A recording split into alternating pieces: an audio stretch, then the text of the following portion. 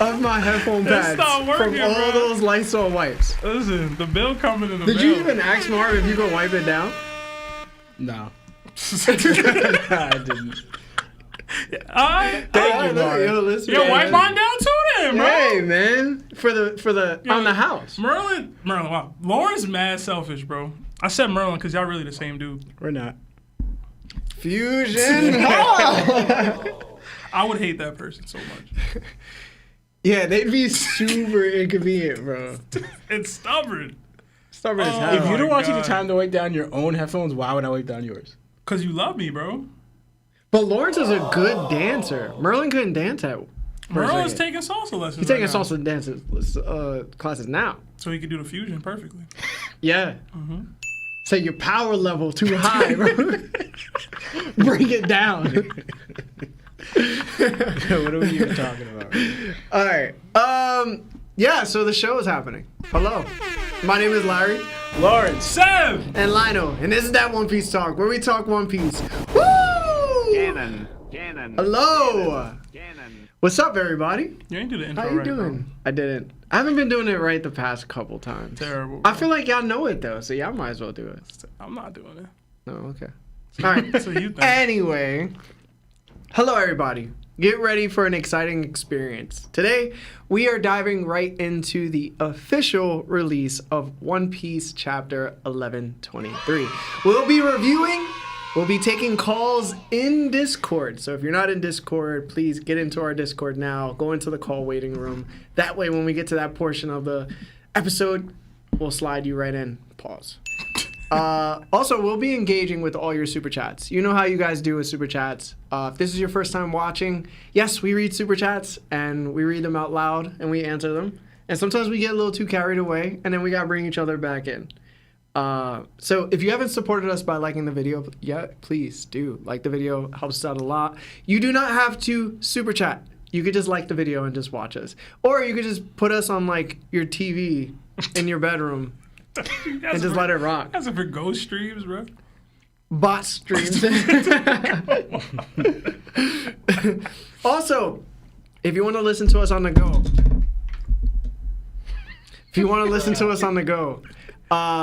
go on Spotify, go on Apple Podcasts, give us 5 stars, give us a nice comment. It does us so well. And yeah. Also, yeah, if you want to send us gifts too, you could do that at the P.O. box that we have. It's in the video description below. If you want to see Lawrence strip, he has an OnlyFans. What the heck, bro? Yeah, so thank you for always supporting us. I do not. Now, let's say what's up to chat and read some super chats. How much extra you got to pay for Lionel? That was the first question. We got a couple people in here. What's up? I see DJ Stanley, Connor, Straw Hat, MJ, Ben Lowry, Sav, Spade, Clifton Travels. It's a new name for me. I don't think I've Can't make any promises. JD's POV, your boy Latif. Yeah, you ever notice that Lawrence got like really good one-liners? No, they're like all-timers that we still use like 12 years later. I think we use more of his lingo than he does, bro. For sure. For sure. It's lasted the test of time. It's crazy. That video I was playing earlier, Lawrence has his own version of that. He just don't like... Yes. You know what I'm saying? Stop. Do it outside the house. Courtney Marie, Hunchin' D Hose, the bearded guy, Dempsey Roll Epo, Dead Boy? I don't know how to say that. Straw Hat, Malik Capo, Firearms, Fexer. What's up, Fexer? Fexer, I need you to join a fantasy draft, bro. One Piece fantasy draft. Mm-hmm. It's gonna be popping. Mm-hmm. All right, I'm gonna DM you. Yeah, get the boys from the Let 'em Cook pod. Yeah, let's get Let 'em Cook on there. They ain't gonna cook for that draft though. I'm winning. I always win. Yeah, I always do. I don't know. Fex would be jumping off beds now. From He's what gonna I saw, draft bro. like Mihawk Like, first I don't know what's overall. going on, bro. Might be not be a bad pick. I see Muhammad Lear. I see James. Cursed. Mr. Veg. Twilight Straw Hat. Ayub. Lethal 797. Mr. Vegs. Patty Melts. Iggy. Left Lane John Wayne. Mihawk Tour. Austin Hart. I can't read these, bro. Mosshead, I ain't cheat, bro. I ain't Slap cheat. your mama. I ain't cheat. Skywalker, A lot of people here. Like Larry said, like the stream. It does help with the YouTube algorithm. Right now Yeah, we're it at does. 300 viewers, but only 104 likes. So hit that like button Like to that. support your boys. Like Yeah. We also got love it. we also got a couple super chats sitting. We got Yeah. 6 pounds or euros from Ben Lowry. It says, "Yo guys, just wanted to say, really appreciate whoever liked the stuff I tag you guys in. Probably Larry. Lets me know you see it. Hashtag DDT countdown. Hashtag shirts off for Shin. It's definitely Larry. It's not. It ain't me or Lawrence. Maybe. Definitely Larry. Or we just have Lionel locked up, shackled. He's just forced to watch every social media and like every comment. And that's his punishment for not always being here. I mean, he definitely could be doing that right now. Let me out! Another 10. Lawrence is like, you gonna stay there. Read the super chats, bro. Another 10 from Evan S. It says, what would you rather have? Mythical Zone, Godzilla Fruit, or Mythical Zone Sun Wukong? And who would win? Definitely the Sun Wukong. Yeah, I don't know. Yo. Definitely Sun All Wukong. right, so bro. I'm gonna put you on game, right? You talk to me, and but- maybe Marv knows because Marv's a pretty knowledgeable guy. Do you ever heard of Godzilla, Shin Godzilla? Yeah, you heard of him, Marv? Huh? All right, Shin Godzilla is like this ever-evolving lizard, and it becomes more hawks as it keeps going, and like. It damn near is a mythical zone, and it's like crazy. It's one of the scariest Godzillas ever made. Bro, Godzilla exists in One Piece already. His name is Queen. That's not true. It's That's so all right. true, One, bro. that's a Bronchiosaurus. So Yo, you clearly don't know your dinosaurs.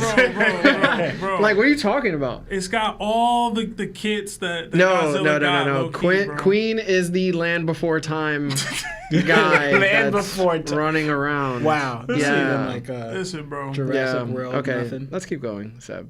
Sun Wukong is not close. Good question. I though. go a Sun Wukong. Not a good question. Sun Wukong is not close. But we got another 10 members. No, 10 months. Frieza looking at y'all like, well. Listen, man. Honestly, from the legend behind Sun Wukong, he probably take Frieza, bro. I'm Yo, trying maybe. to tell you. Yo, like, Bro, I have Journey to the West in my house. Yo, I'm telling It's you. not close. Listen, bro, I'm gonna be real, bro. Yeah, I gotta see who Shin Godzilla is, and then you're gonna be like, all right, this is a little crazy, but I get you. Young Lou, he says, Sebas Webbis, stupid. Larry D. Gaslight and Law D. Dilf, hashtag potted. I do not be gaslighting. I thought we dropped that. You're definitely a Delph Poppy, bro. Please stop. You don't be gaslighted, bro? No. Okay. I don't even know how to gaslight. Okay. If I do that's it, gaslighting right there. If I do it, it's completely unintentional. Another 2 from Braden D. Johnston. It says, what's up, Sebby Webby and Lair Bear with kissing emojis. Mwah. Don't do that. Don't do it. You made me mad uncomfortable, bro. Get comfortable, bro. We got another subscription to Yonko status from Cam. That is our highest tier of membership. So welcome. Yes, thank Enjoy. you. Guys, we'll be doing the chapter in 5 minutes. And then we'll go back to Super Chats. We got another 2 from Project Iceman. It says, hey guys, did you watch the latest MHA episode? No. Is that on like H anime? What is that? What? Huh? My Hero Academia, bro. Oh. Serious? This, bro. Stripping. Yeah, I did. I heard it was good. Charles was talking about it, I think. I don't remember. Listen, bro. I've always, Bakugo is a goat, man. Wait, I thought really- they finished. You have a type. That's the manga. Oh, You definitely okay. have a type, bro. Nah, I told you in the in our chat and WhatsApp. I said Bakugo was my least favorite character until a certain point. It was only after he like fought Deku the second time when they were in the street and they were fighting each other. You remember that? And then All Might had to step in and stop them. What season was that? Probably I think like- I saw that. Yeah, it was I like saw that. season 2 or season 3. Bro, I think. that's early though. No. All before that, Bakugo was like the worst character in the show. It's kind of annoying. So for a He's season super and a annoying. half, and then after the next, there's like what He had 4 a, 5 he had a, seasons no, after he that? had an extreme character development after that. Like it was insane. Alright, my bad. Nah, you good. Yeah. Shout out to My Hero. I haven't seen it. Sorry. Yeah. Hopefully it was good.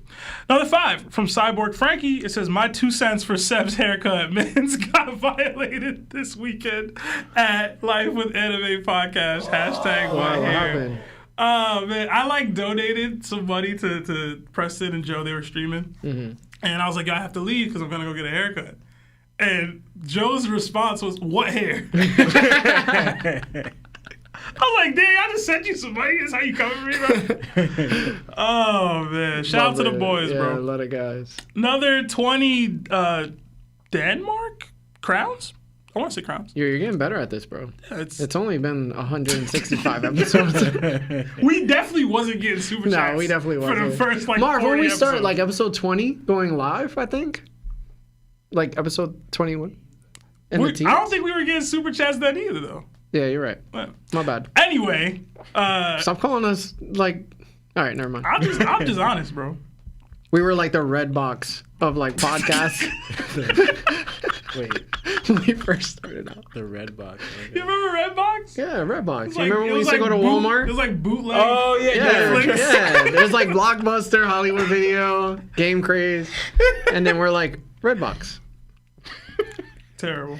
Now we're like Price Right. 20 crowns from Thomas Larson. It says, hello from Denmark. First time live, long time fan. Hello, Thank Denmark. you. Thank Do you you. know Void? Or is that Sweden? I don't remember. Where's Void? No, from? it's It's Denmark, right? yeah. They eat like They beans. eat the beans and the half toast. Yeah, Yeah. they put too much importance on beans for sure. I don't know, man. What was that thing? Beans. Yeah. From Even Steve? Yeah. beans. Is it the right? It was Yeah. beans. Yeah. It was beans. Yeah. Another 5 from Girthquake. Okay. That's a good name. Girth. Yo, Seb, you gotta sue that barber. Damn, my line messed up like that. Damn. That man pushed your hairline back to the 17th century. Deal. Jeez, just like that. Hashtag BBL Sebi, hashtag Larry S Future Sight, hashtag Lost Touching Thighs. You do kind of got like the Stephen A going on. Do I? Nah. It's always been like that, right? Yeah. I have like a I scar. don't really be looking. I feel like it was never that close to your scar though. The front. Yo, listen, bro. Accept it. I'm not going bald, bro. Yo, accept it, bro. It's gonna be the ball piece talk. The Oh, ball. Not going bald. Not unless I have to. We got another 5 from Alan Turner. It says, just wanted to say Blackbeard for King of the Pirates. I'm That's so my- sad that you had to do that. I mean, how else was I gonna say it, bro? You could do like Busta Rhymes. Yeah. Yeah. I That's guess. corny. Alright, but, Another 5 from Seb's baby mama. What's up, guys? Been loving the episodes every single Monday. They make my day. I was curious, besides the pod, what do y'all do for a living? Hashtag top me off. Okay. If you were really my don't baby do mom, that. you would know. You know what I'm saying? I literally go out at night and fight crime. Oh, man. I'm so serious. I travel for work. That's about as. I'm most serious, I'll- bro. That's what I'll say. You drop some litter on that ground, bro. I'm creating havoc, bro. I catch you loitering outside. Wait, are these crimes? Yeah. Loitering? Yeah. No, because like Technically, I mean. loitering. Are you littering No, on the not- streets? Loitering. Oh, I and thought you were saying littering. loitering. I said Yeah. both. Oh, I didn't. But I you, didn't- I'm talking about what you said. Loitering. I mean, One, I don't litter. That's horrible. this is you what know? Batman be attacking people for. So. So you think someone was eating like an ice cream cone? Oh snap! I dropped it. Negative. Damn it, I'm just, like, right there. As soon as he turns I'm right around, there, bro. He's just like justice. And it's Yeah, bro. Yeah. Straight For kidney sure. shot. For sure. Have you been to Gotham, bro? Like, yes.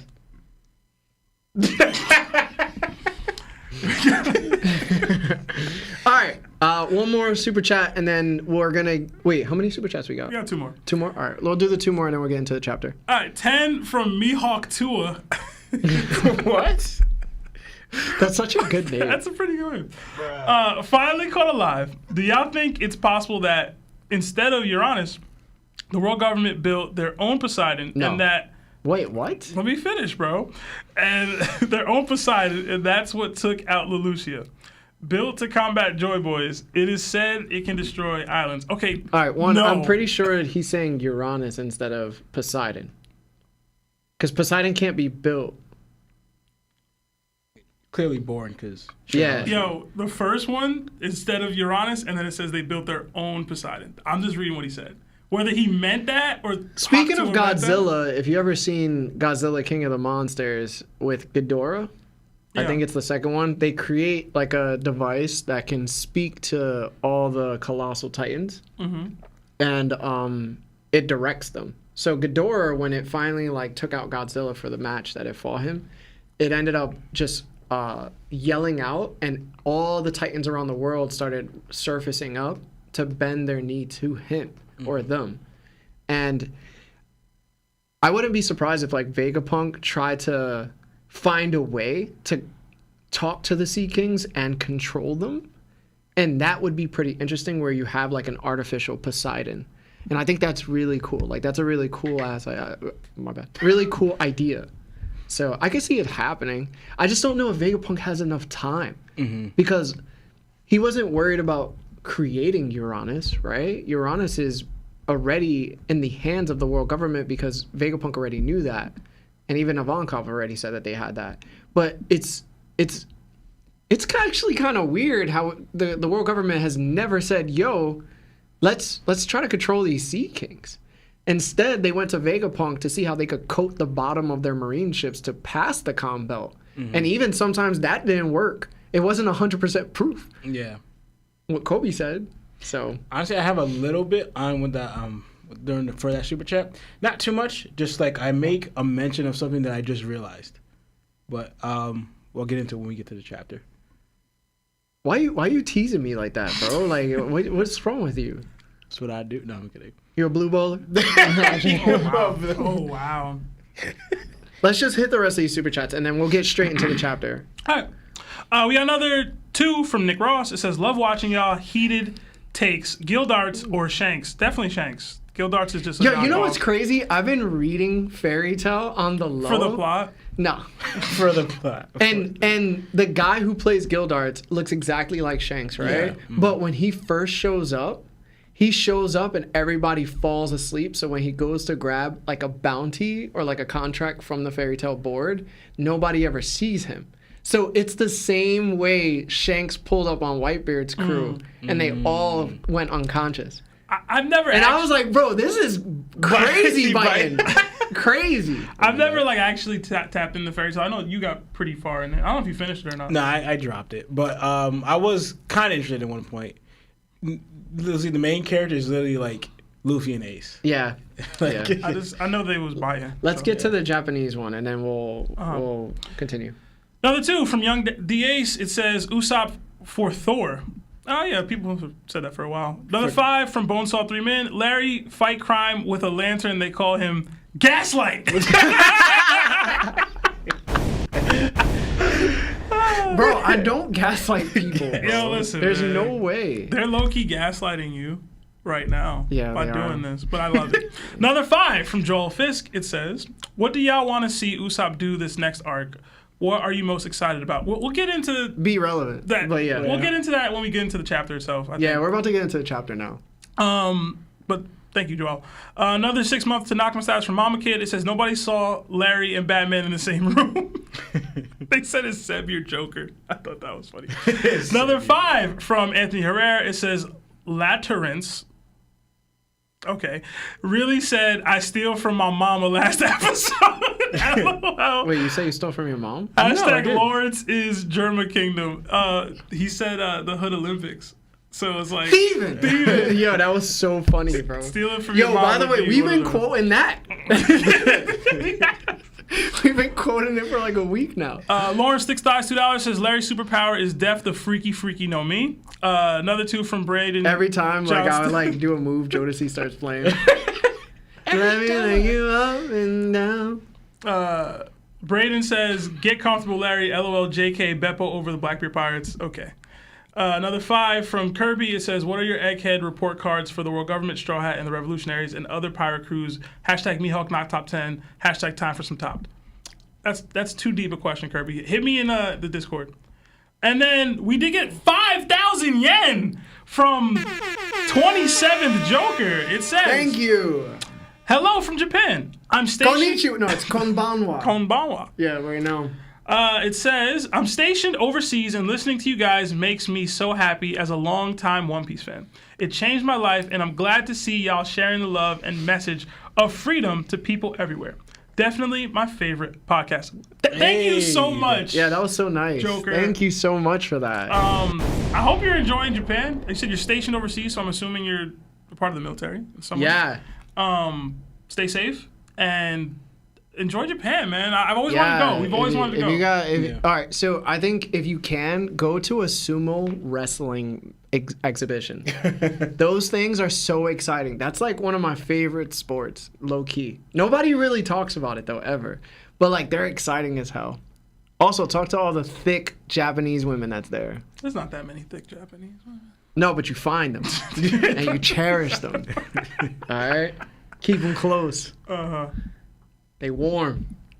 All right. Anyway, Are we doing the? Was there a new episode of One Piece? Are we doing one dropped. I don't think Larry loaded it up. So no, we're not watching that. it was a buggy themed episode. Larry hating, as he always do. Nah, because there was definitely like some Mihawk shade I could have thrown because he was sweating in the one clip I saw.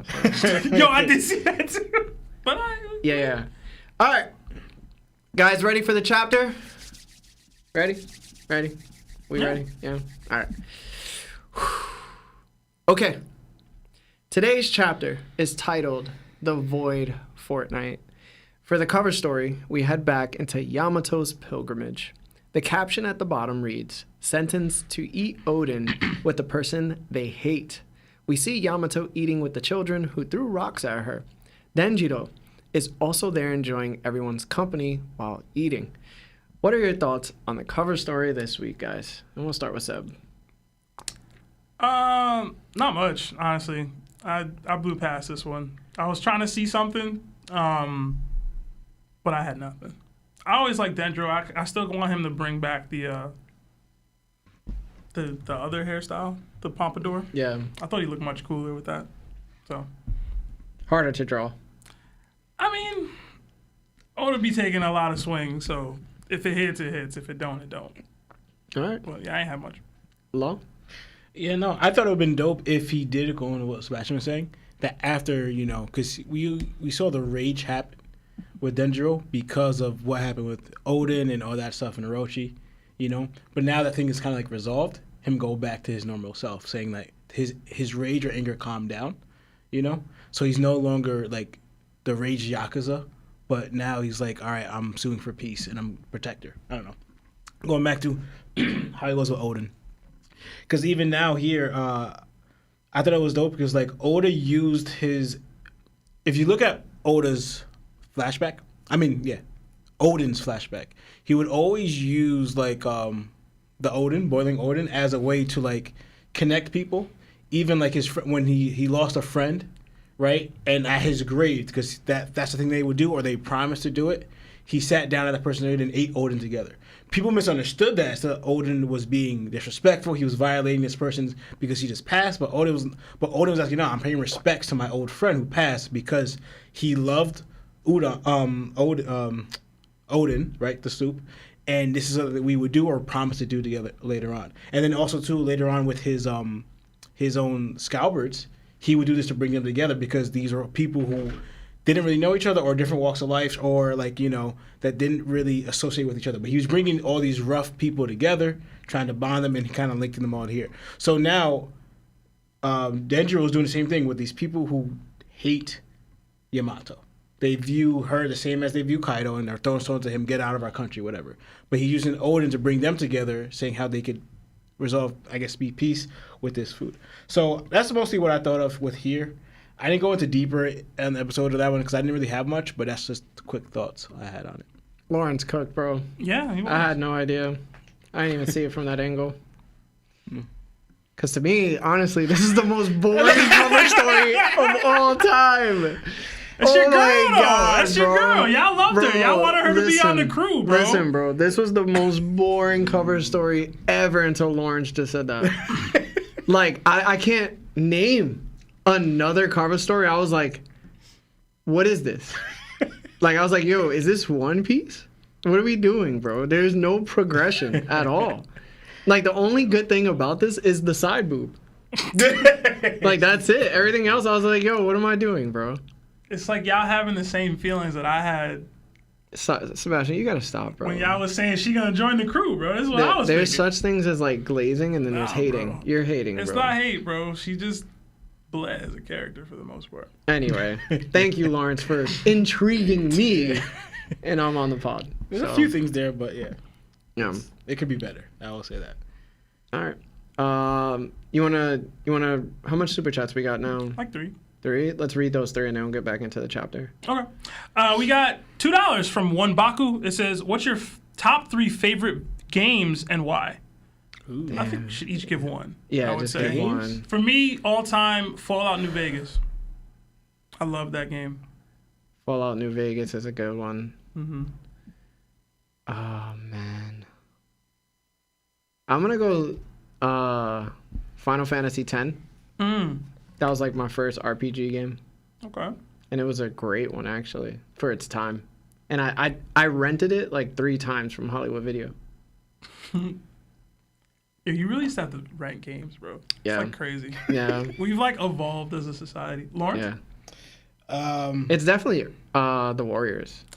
It has to be. I thought that for him. But Yeah, it's I don't- either that or Urban Rain. Urban Rain was another one I used to rock all the time. But See, what's your actual answer, though? Honestly, what I was thinking I thought you were of, going to say God of War. that's what I was Yeah. thinking of. Yeah, God of War 2. He Bro, was big on that. He was pressing that punch Zeus button for like 30 minutes. It might have been longer than that. I thought I thought I was gonna get a reward for like hating. He was like, oh, man. That's when Lawrence's forearms was in their prime. Honorable mention, one of them NCAA football games. Oh, my We used to goodness. be trying to beat the 40. Anyway, another 2 from Evan S. Sever is hurt from beating that thing. Come on. I'm righty. Another 5 from JL. It says, watching your pod has made One Piece so much better for me. Your pod Hey. gave me the motivation to get my best friend into One Piece. Hashtag BBL Sebi. Hashtag get up. Well, that's awesome. We always love inspiring people to, to join in, and I'm glad we make One Piece better. Yeah, you might as well read that one Yeah. before we get into it. We did get another one from Diamond Life, $5. It says, listen to the Hurley pod, and Law saying Naruto is like Kid is crazy because Kid more like Kiba, if we're being real. So shout out to the broker. We true. Elbaf bound. Yes, we are. That's true. Yeah, I'd say Kid's probably more like Kiba. I honestly don't really remember Kiba much as of a character, so. He's the guy with the North Face, the red lines under his eye, and he had The dog, the right? dog, yeah. But I don't remember his personality to say he's like. He was on screen for like 5 seconds. So, all right, let's get back to the chapter. The chapter opens up with someone calling to Egghead and asking what's happening. Every single Marine happens to have passed out. As Snake, stuck in a bubble, calls out to Vice Captain Pomsky, but he is unresponsive. Even Dahl is out for the count. Bragi can't make sense of what's happened. A giant within the bird's nest of the giant ship lets their captains know that everyone is knocked out. Bragi's shocked. Dory questions if that Conqueror's Haki blast was stronger than Shanks's. If so, there was no hostility to it. Luffy laughs, then yells out to Emmett that he's thankful. Emmett doesn't respond. Luffy continues laughing. The giant captains then suggest they take this opportunity to escape and not waste it. Oimo and Kashi, with some of their giant crewmates, love the sound of that. Then we look at our favorite characters, who aren't giants on the giant ship. Bonnie is in her child form, hugging Kuma. Zoro takes a deep breath. Usopp is crying as he sees Dory and Bragi. Nami is taking care of Luffy because of the after effects of Gear 5th, and Sanji walks up to Vegapunk's body, laying on some blankets within the giant's ship. Sanji talks to Vegapunk and says that what he said back there on his broadcast doesn't sit right with him. He wonders if that's what Vegapunk wanted. Sanji couldn't hear everything, but Vegapunk said some outrageous stuff. So, guys, what did you think about this part of the chapter? And we'll start with Law. Give me 1 second. Yeah. First, I want to comment about like all the Marines are knocked out by Joy Boy's conquerors, right? And even to Vice Admiral level, right?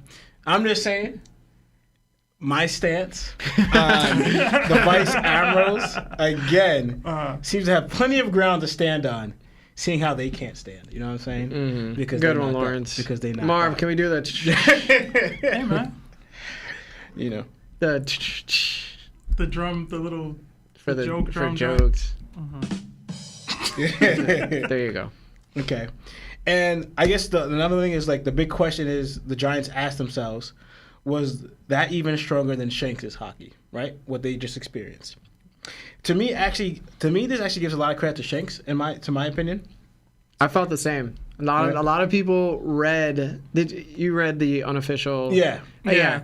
Completely different. Very different. Very different. Differences Very in different. in those words. Because I was like, okay, so then when they said, the other trans, when they said it is, then I was like, okay, but now saying, is it? That changes things, because now how I interpret it, right? Because I believe that this was the strongest display of Haki that we've seen so far, right? Yeah, for sure. Right? So if this is the strongest Haki we've seen so far, mentioned or before in the show, right? As we said a few episodes back.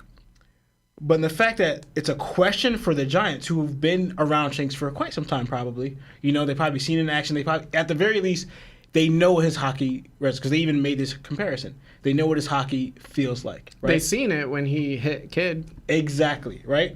And the fact that tells them that it was a question to them, to me, like, at the very least, that Shanks' Haki is actually pretty close to Joy's Boy's. That's what I'm thinking, right? Because, like, is it a question? Like, is it stronger than Shanks' what they felt and what they felt for Shanks is like, yo, this is actually close, where they can't really judge between the two, right? And I find it interesting on that one because with I don't know if we got Shanks so far yet, or if they felt it. They could have, you know. Shanks' strongest form of Haki, you know. You could argue, all right, the Giants have definitely felt that. But we do know that this was Joy Boy's, at that time, the strongest that he could muster, right? At that time. So then we see the aftermath of what they did, where he was able to, like, digress back even the Gorosei members who are Converse users, bring them back to their whatever portal they went through, and knock out Vice Admiral level, showing what the creative to do. And the fact that Shanks felt similar to this one, as in they couldn't weigh that one, gives a lot of credit to Shanks and how strong his Haki is, right? And I think we got to the Sanji talks to Vegapunk part. Yeah, I think that's all I had here for this part. Hey guys, I hear I see in the chat people are saying like they're getting ads every 10 minutes. Marv, is there a way to like because I know that's on YouTube's part. That's not on our part. We're not doing that. Is there like a way in the edit section to turn it down? Yeah. If there's not, I just want to let everybody know that's not us. That's YouTube. All right.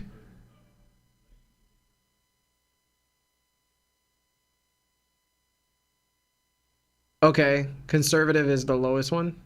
All right. Can you put it on that? It won't mess up the stream, right? No? Yeah, we're seeing, it's YouTube for sure. It only happens every couple of episodes. So, I don't know. Yeah, guys, it's not us. I'm telling you right now.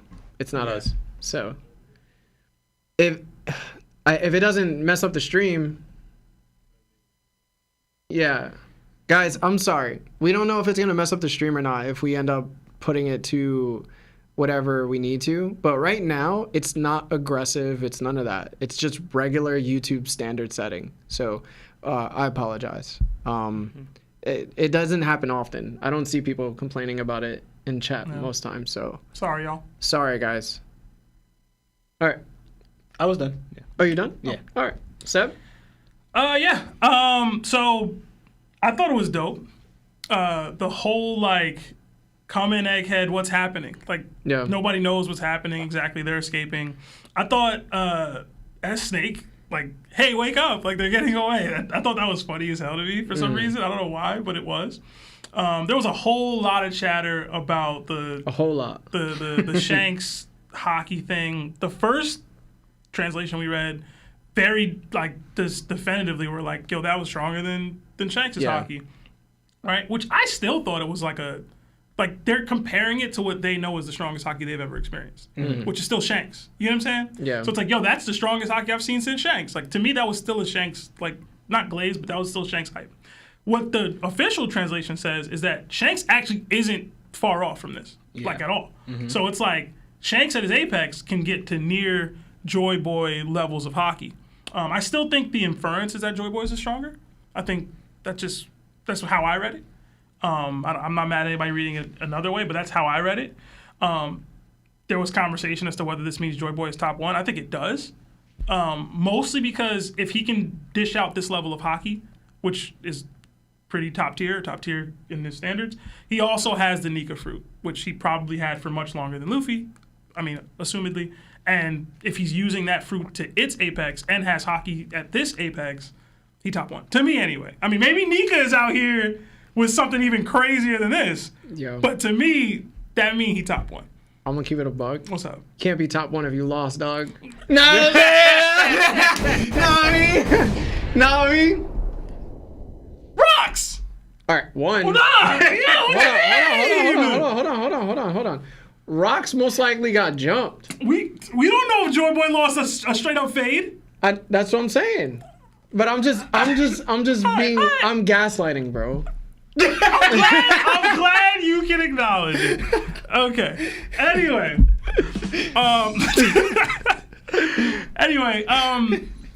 Mark, don't do the drums.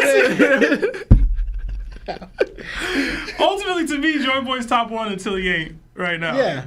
I think that's where I'm at with it. Yeah. The Vice Admirals getting knocked out, I thought it was weird because like they were very much conscious last time we saw them. So it's like they were good and then they not good. They was on the floor, bro. But it's like you're up. Like she was commenting on, yo, this Haki crazy, and then it's like, now I'm asleep. But it was still more Haki. wow. It was just struggling. It was like breaking them down, I guess. Yeah. I mean, I ain't mad at it. Trust me. I'm a Vice Admiral guy. I am not mad at that. I'm excited about Elbaf, man.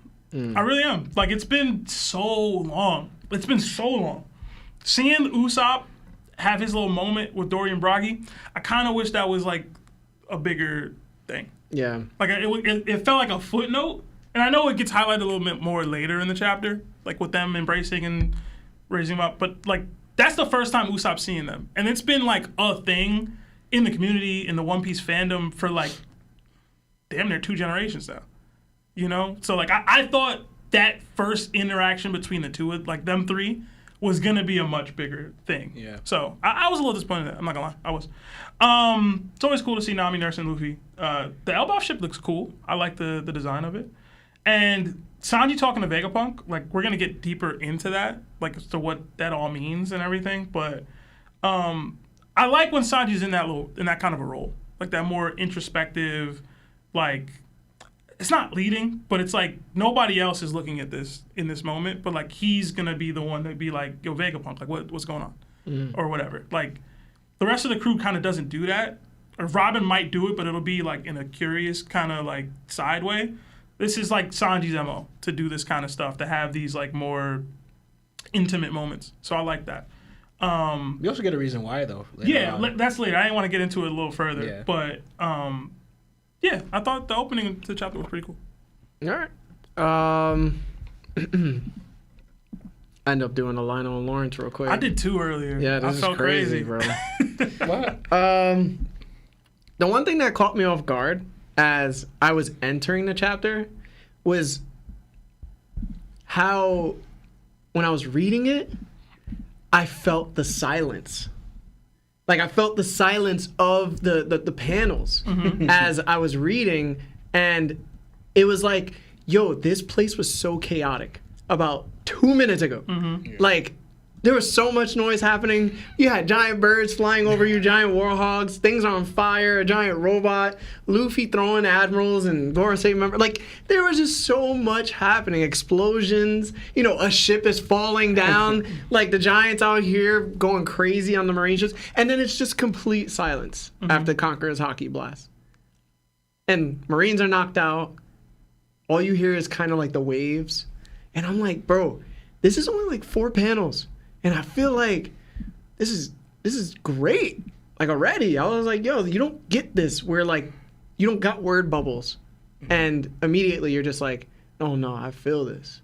Like that was impactful. So if we ever start doing the anime, I can't wait to just see that scene because it's gonna be crazy starting off. Yo, just looking at it, it says shh with the wave splashing. Yeah, Like it's like you little- don't notice it until you read it and you're like, oh snap, this is kind of crazy.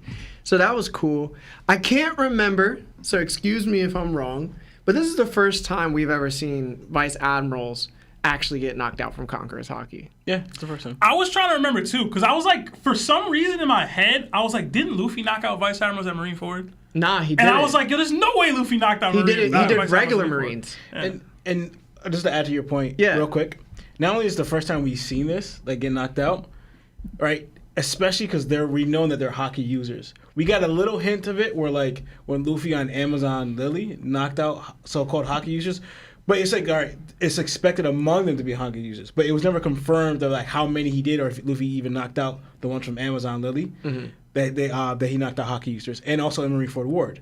This is right here, like strong Haki users, Like trained in hockey. yeah, Yeah. like doll and everything, like that. Usually not getting knocked out. So Yeah, so that's how I was like, yo, this is kind of crazy too. Like this is a clear feat for this guy.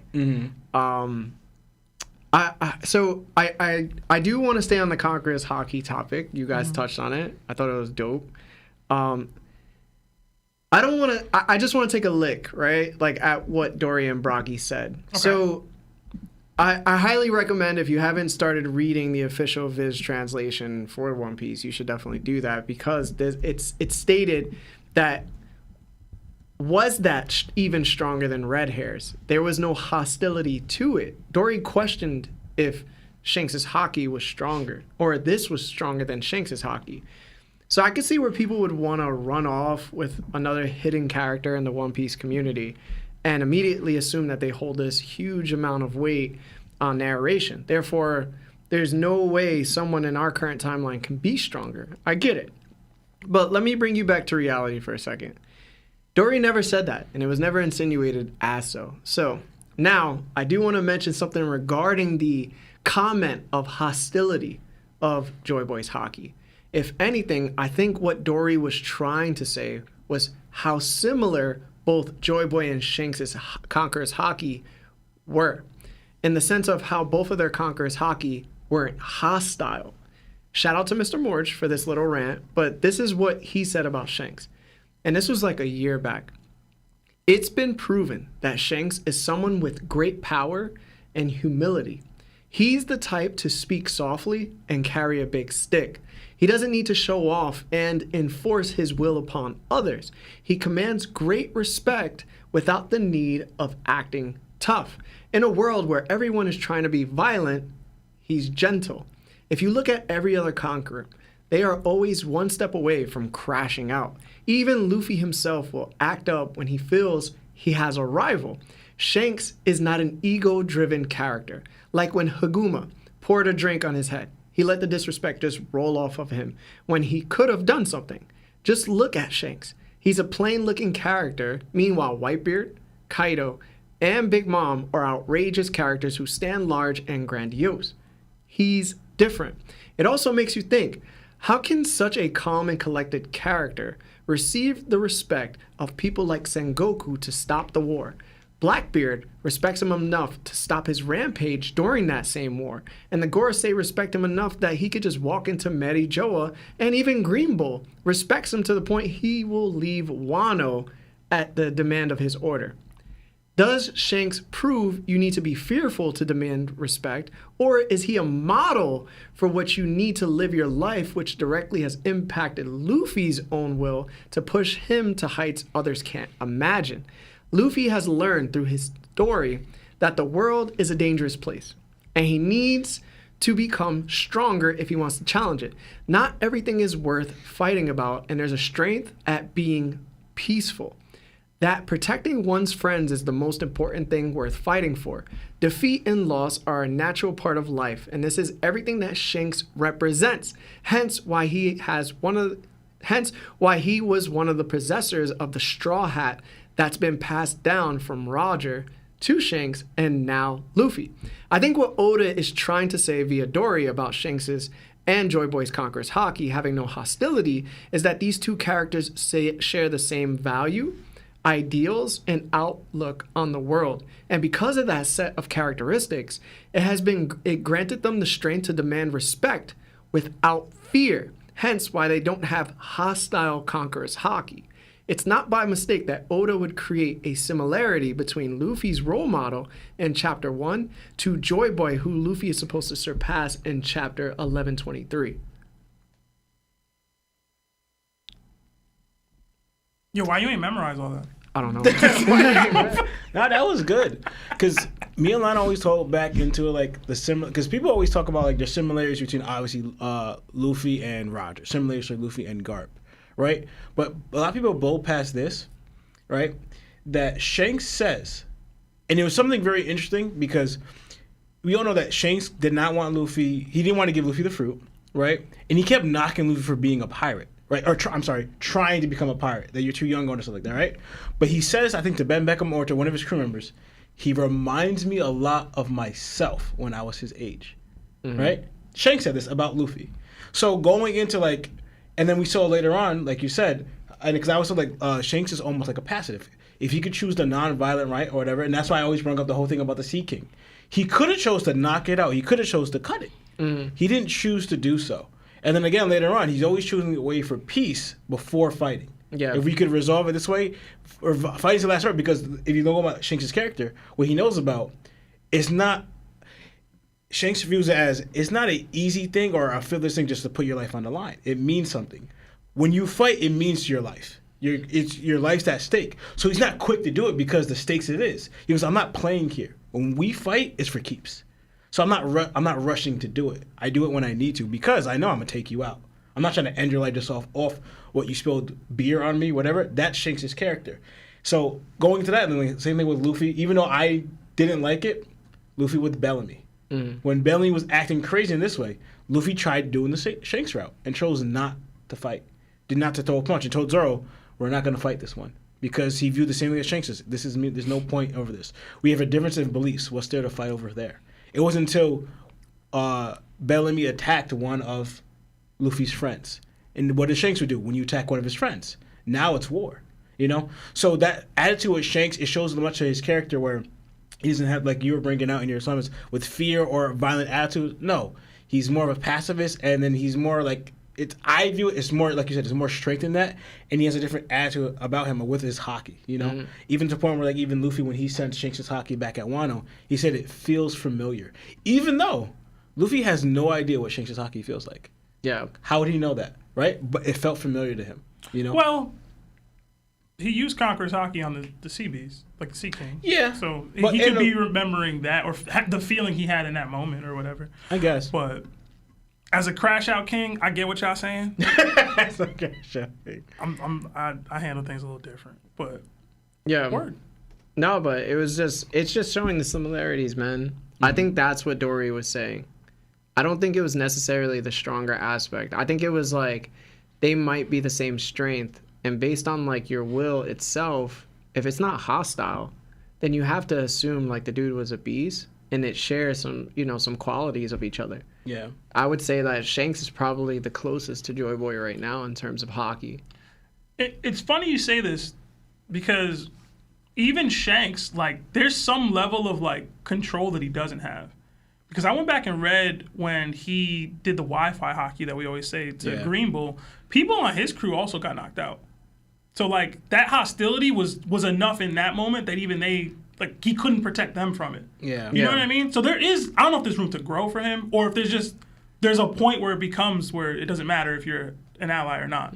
How can get hot if it gets hostile. Because as Lawrence pointed out, that was the most hostile Shanks has been with his Haki showings. Yeah. I mean, I guess besides the kid thing. But like, that's the most hostile he's been with it, or angry, and like even his people couldn't take it. When we know Rayleigh had protected, like, you know what I mean? I mean, we always assume that, but I don't know. I will note that I think it's about the exertion though, because what Rayleigh did was so minimal.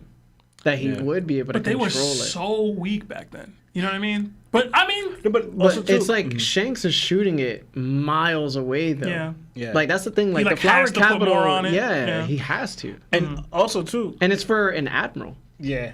And the ones who got knocked out wasn't like his senior members. It was all the young ones we rookies. saw. Those Yeah, are the rookies, rookies, the young ones we saw. So it could just be like, this is just too much for them to take. It wouldn't, if you were like, more mature, you wouldn't be able to, You wouldn't be able to get knocked out, or you wouldn't be able to take it.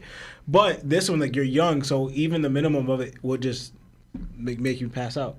No, I just think that, like, all right, so what Joy Boy does is he infuses Haki into this rope, right? Mm-hmm. And this rope just blasts off. We would have to assume whatever conquerors he was using was intended to hurt certain individuals and not allies. Like, but it the thing is, it's like, affected the how Gorosei does, more than it affected anybody else. well, they were you know also what I mean? close range. Yeah. True. And they're devil fruit users at this point to me. So it's like, how does he know 900 years into the future who's a ally or not? Like, you Right. can't really determine that. True. So I would think that, yes, you would be able to exert your Haki to an extent, and Shanks should have more control because of who's around him, but ultimately, it was also an admiral. He needed to somehow tell that admiral, back the hell up and leave the island. And that's going to take admiral suppressing Haki. Yeah. So I assume, like, some of his comrades are going to go down, bro. Honestly, this is where I wish Lionel was here, because me and Lionel got into like a conversation about this, and it was actually Luffy's response to Ray when you were talking about Haki one time, and it not taking it this far, but it goes into, and I think one of Haki has a way to read someone's inner self, right? The reason why I say this is because you know how Luffy, a lot of times when he's losing the battle or whatever, he'll go run to get like train. It was something that Ray is saying that you can't do this in a battle where you can do this every single time, right? And then Luffy responds very interesting and says, it depends on the opponent, right? And then the reason I bring this up is because he experiences this with Dogtooth, you know? I wish Lana was here to explain it better, because I'm struggling to remember that happened. But in a way, it was like Luffy, and then Ray also says that Luffy has a natural way to, in a way, reading or determining the person's inner character. Yeah, Luffy's always had emotional intelligence on a level that far exceeds what people view of him. Yeah. Anyway. Exactly. So I wonder if you could kind of like, with your Haki, you could kind of amplify that, right? Like read who's with you, around. who's not, who's who's aggressive, not. who's an anger or a threat to you or a hostile to the person you're trying to protect or whatever. Because that would make sense if Luffy's able to do it and it somehow is using it with his Haki. And we saw that Haki kind of amplify things or whatever. I wonder if Joy Boy said, all right, because it mainly was to protect Emmett, right?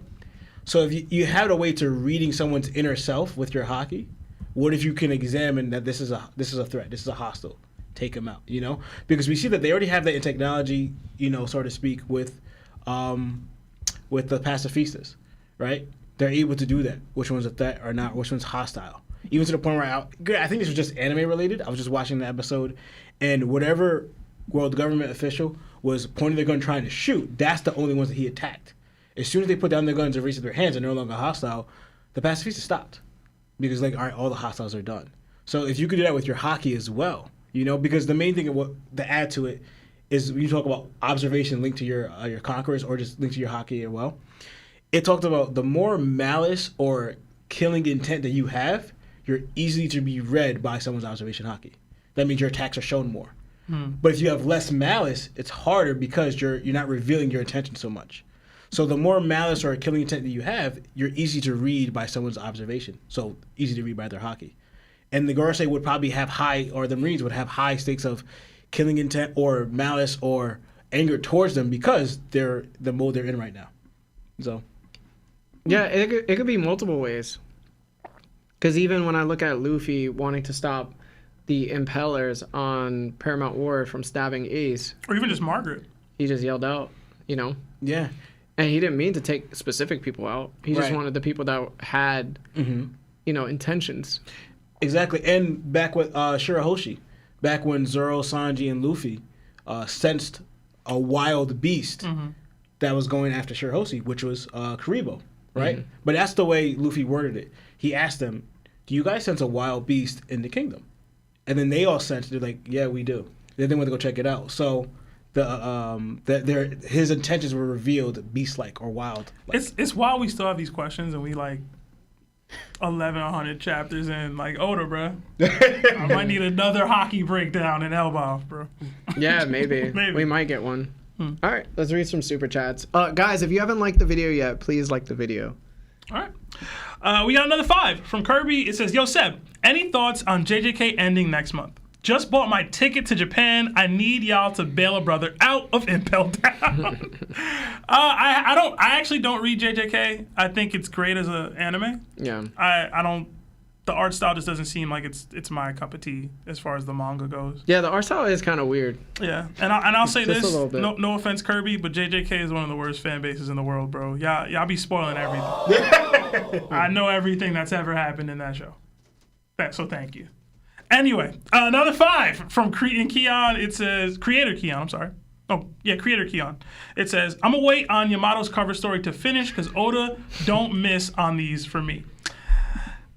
I've been reading this manga a long time, bro. Some of them cover stories ain't it. Listen, Yeah, really not. Bro. some of them ain't it, bro. Another 2 from Darrell Morrison. It says, "Do you guys play OP Bounty Rush?" No. No. Is that the card game?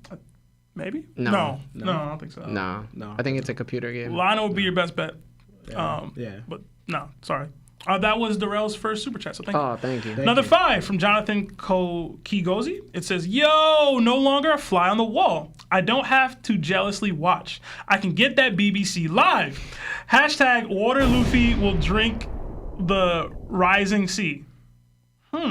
Water Luffy. I don't know, but glad to have you here, Bro, Jonathan. I don't even know what was said, bro. That was Jonathan's first super chat. Thank you, Thank John. you, Jonathan. Appreciate you, bro. Oh, well, I guess the sea is rising. Like, the sea levels are rising. I don't think if you drink the whole, like, the ocean water, like, to stop the flooding, That would weaken him. He's that's too an much. ability user. That's a little beyond the pale for me, anyway.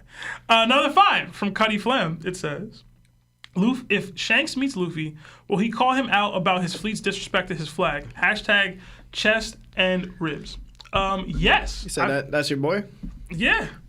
Both of y'all getting clapped. I fully anticipate there to be some, not straight up hostility, but words will have to be said. I honestly don't think there will. I think bro. he's gonna put that to Barto's character and thing. Not, Shanks gonna handle Barto. Yeah. Luffy's reaction and Shanks, like, it's gonna, listen, this is what I did to your mans. you think? If you have a problem, we can fight. you think? But your mans was doing this type of stuff, burning my flags in my territory.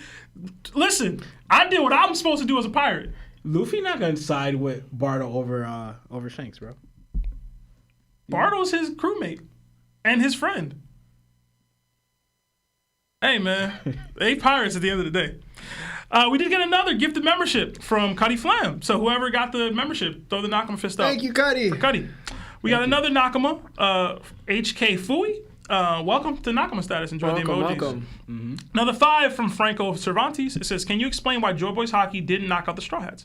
Joy Boy wasn't there to control who he was hitting, so how is this possible? The Straw Hats ain't weak like that." That's true, too. This is, Yeah. this just, Except for Usopp. they're the Pirate King's crew. They're not getting knocked out from Usopp would anybody's definitely hockey. get knocked out though. If Nah. Vice Admiral's getting knocked out, he getting knocked out. Usopp good too, bro. No, we kind of just explained it Usopp earlier good too, with the bro. whole hockey expedition. Usopp good too. You crazy. If Rayleigh ain't knocking him out, I mean, Joy Boy clearly stronger than Rayleigh, but Dude, it wasn't crazy. Usopp good too, bro. Dude, we just explained It's the Pirate King's crew. Ain't nobody getting knocked out. Another 10 from Kirby. It says, "I think the cover story note relates to people in the Void Century exchanging and sharing hockey for good use. Sharing Odin, like Zoro shared Odin's hockey. Maybe Elbaf has more hockey ropes or swords." Zoro wasn't sharing Odin's hockey, bro. Stop. Yeah. It's an interesting thought process, I'll say that. Whether I agree with it or not. Another 2 from Alan Wells, and I think there's another super chat that is associated with this from Alan Wells. So another 4 from Alan Wells. It says, "What's the single greatest punch in anime history?" And he also says, "United States of Smash is the only correct answer." Everybody get one. Mine is Luffy versus Charlos. Luffy knocking out Charlos to me. Damn. The greatest punch. Single punch, it says. So it's like, Greatest punch? yeah. I would say One Punch Man. Which one? When he hit the Sea King. You remember? In season 1? Season 1, we had he punched him and then the rain just stopped. And he had a hole and his eyeball came out. What is that guy's name? It was like Sea Dweller or something like that. I forgot. But that was crazy to me. I was gonna go with because because that one was crazy too. Yeah, because he's out here stopping weather. But the one where he fought that space warrior that was like Burroughs or whatever. Oh, Burroughs. Burroughs, yeah. Who's like the universe warrior. He's traveling around. The one person that's supposedly could defeat him is that one. That puncher's like crazy because. I'll tell you the truth. It's not gonna get a lot of call, but like when Light punched L, bro. Yes. Listen. That was clean. It was clean. Yeah, it was clean. That kick was clean too. And that though. Clean was kick. That kick was clean. That kick was clean. Oh man. Yeah, that was a good one. I'm adding that, bro. Yeah, that was a good one. I'm trying to think of like another one. There's a couple good ones I thought of, but like they're all like One Piece though. Like it's Luffy versus Bellamy. It's like there's a lot of like Luffy ones. Kuma and Saturn. Yeah, that was a crazy one. Kuma and Saturn was cool. I wouldn't give it a top all-time stamp yet. I'm also thinking of more beyond the anime. Like I'm thinking like I've seen some Superman punches that were pretty great. We got another 12-month membership to Nakama status from King Cagney. Welcome. Enjoy all the emojis that come with being a Nakama. Another one from Keon, $2. Says, Larry, I'm the best instigator. Hashtag. I'm not an instigator, bro. I'm not. Okay. I gaslit one time this episode. Another 5 from Coach. It says, what's a guy got to do to get in on the TOPT Fantasy Football League? We're a little full now, so it'll probably have to be next year, Coach. Sorry. But hit up Mosshead. We recently had our draft. My team is totally going to win. Screw JD. Another subscription to Yonko status, our highest tier membership from Gerardo Ramirez. Enjoy all the emojis that come with being a Yonko. He also says, hello, I won't be able to watch the show live due to getting a promotion and working overtime every day. But I wanted to send my boys some love. Oh, thank you. We'll catch the replay. Y'all better take my call next time. We got you, Gerardo. Don't get fired, bro. Yeah, and don't work so hard, man. You talking about OT every day. I don't like that for you. Don't be watching inappropriate videos at work. Would you count this as inappropriate? Yeah. Well, he wasn't doing it. He wasn't doing it, yeah. We got another 2 from Keon again. It says flexing conquers hockey equals locking in One Piece edition. That's true. It's true. Another 20 SEK from Afrietos. It says, nah, Shanks using Roger's hockey sealed in his sword. No, bro. What? He's using a different sword. Yeah. Different sword entirely. Another 10 from Tarek Edwards. It says, I love the podcast. Y'all make One Piece great. Oh, thank you. Thank you, Tarek. So sweet. And that was Tarek's first super chat, so appreciate you. Another 5 from Sam Lopez. Seraphim have Lunarian Buccaneer DNA. They were ancient allies, so Emmett saw them as allies. Y'all, the best One Piece pod. Hashtag top off at work. Hashtag need a new job. Maybe. How you donating and you need a new job? What's going on, bro? Another 7-month membership to Nakama status from Nerds Play 21. It says, my birthday's in 2 days. Let's get that One Piece. Well, happy birthday. Happy B-Day. Another 5 from Tarek. It says, Shanks being that close to Joy Boy might have stronger hockey than Roger. Pump the brakes. I mean, we can have that conversation, but I still think Roger's over Shanks, personally. Yeah. Same. Another 5 from Diamond Life. Just realized that each of the Blackbeard opponents have been getting stronger. Ace Yonko 2, Marco Yonko 1, Law Yonko Commander 1+, or greater than Yonko Commander 1. Thinking his next fight is someone Yonko/Admiral level. Hopefully it's Shanks, man. He's probably not winning that, you know what I mean? But yeah, I mean, progression. It's Supposed to match Luffy. Another 10, Canadian from Chewy. Seb, the only guy to pull up with a scout team and coaching staff on draft night. Shaking my head. Tell me, Hawk and Crocodile to come here. Buggy 2024. Hashtag Subhawk. Hashtag Bijan for Christian Kirk trade accepted. What? Hell no. It was for the stream, man. It's for content, bro. I'm sorry. Another 10 from COD Casualty. It says, longtime Spotify listener since episode 1000 of One Piece came out. First time catching a live. Love the pod. Y'all make each Monday better than the last. Hashtag BBC. Hashtag Bang Bang Buggy Gang. Hashtag BBL Sebi. Thank you, COD Casualty. Thank you. That's a dope username too, by the way. Another 5 from King Raheem. Hey guys, how's it going? Question. Garp and Rayleigh versus Whitebeard and Kaido, all prime. Who's winning? And will it be low, mid, high, diff? I think one, to me, it's extreme, regardless. But Yeah, it's extreme. Garp and Rayleigh versus Whitebeard and Kaido, everyone's in their prime. I think I got. I probably got Garp and Rayleigh. I was gonna choose Whitebeard. And I was Kaido. gonna cool Whitebeard and Kaido. Let us know your thoughts. I'm not mad either way. Everybody's got Advanced Conquerors Haki there, except maybe Garp.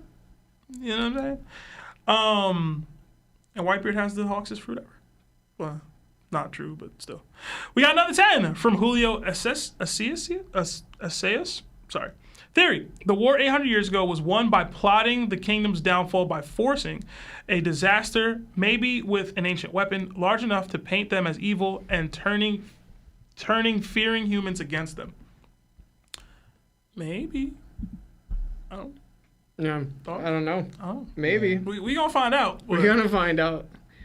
We're gonna get to one more super chat and then the gifted sub and then we'll go. All right, another 5 from M. Hardy. It says, who do you think will have a powerful demonstration of their power later in the story, Dragon or Shanks? Shanks kind of already did it, so Dragon is my answer. It'll be Shanks over Dragon for sure. Oh, more powerful? Like, who will have a more powerful display overall between the two of them? Is that the question? I guess. I thought it was like a He said timing. a powerful, not Yeah, more like I thought it was a powerful. timing thing. Like, who's I going to still display think that? it's gonna be Shanks. Yeah, I think Shanks Okay. as well. Cool. You can't give Dragon, who's still not even taking a footstep, 1,100 chapters later. Meanwhile, we got a chapter 1 guy who's the direct role model for. There's no way. He a chapter 100 guy. That's where One Piece madness for mysterious characters come in. It's Oda's favorite gag. The Or trope. downplay of current characters for characters that don't exist. And then we did get another gifted membership from Roy Stokes, or whoever was able to receive that membership. Throw a knock 'em fist in the chat. And guys, I know I say this all the time, but we got 620 people in here, but only 292 likes. Hit that like button. I know a lot of y'all be forgetting, so don't forget. Yeah. All right. Let's go to the chapter. All right. We go back 2 weeks ago on Egghead within the story. Vegapunk, Pythagoras, and Shaka have detected that someone has stolen the Mother Flame. Data has been manipulated to make it look like nothing happened. Shaka tells them that no one could have done this unless it was a Vegapunk. Vegapunk immediately thinks the culprit is Lilith because she's evil. Shaka lets them know it's not the three of them. Vegapunk says, so if it's one of the remaining 4, then it has to be Lilith.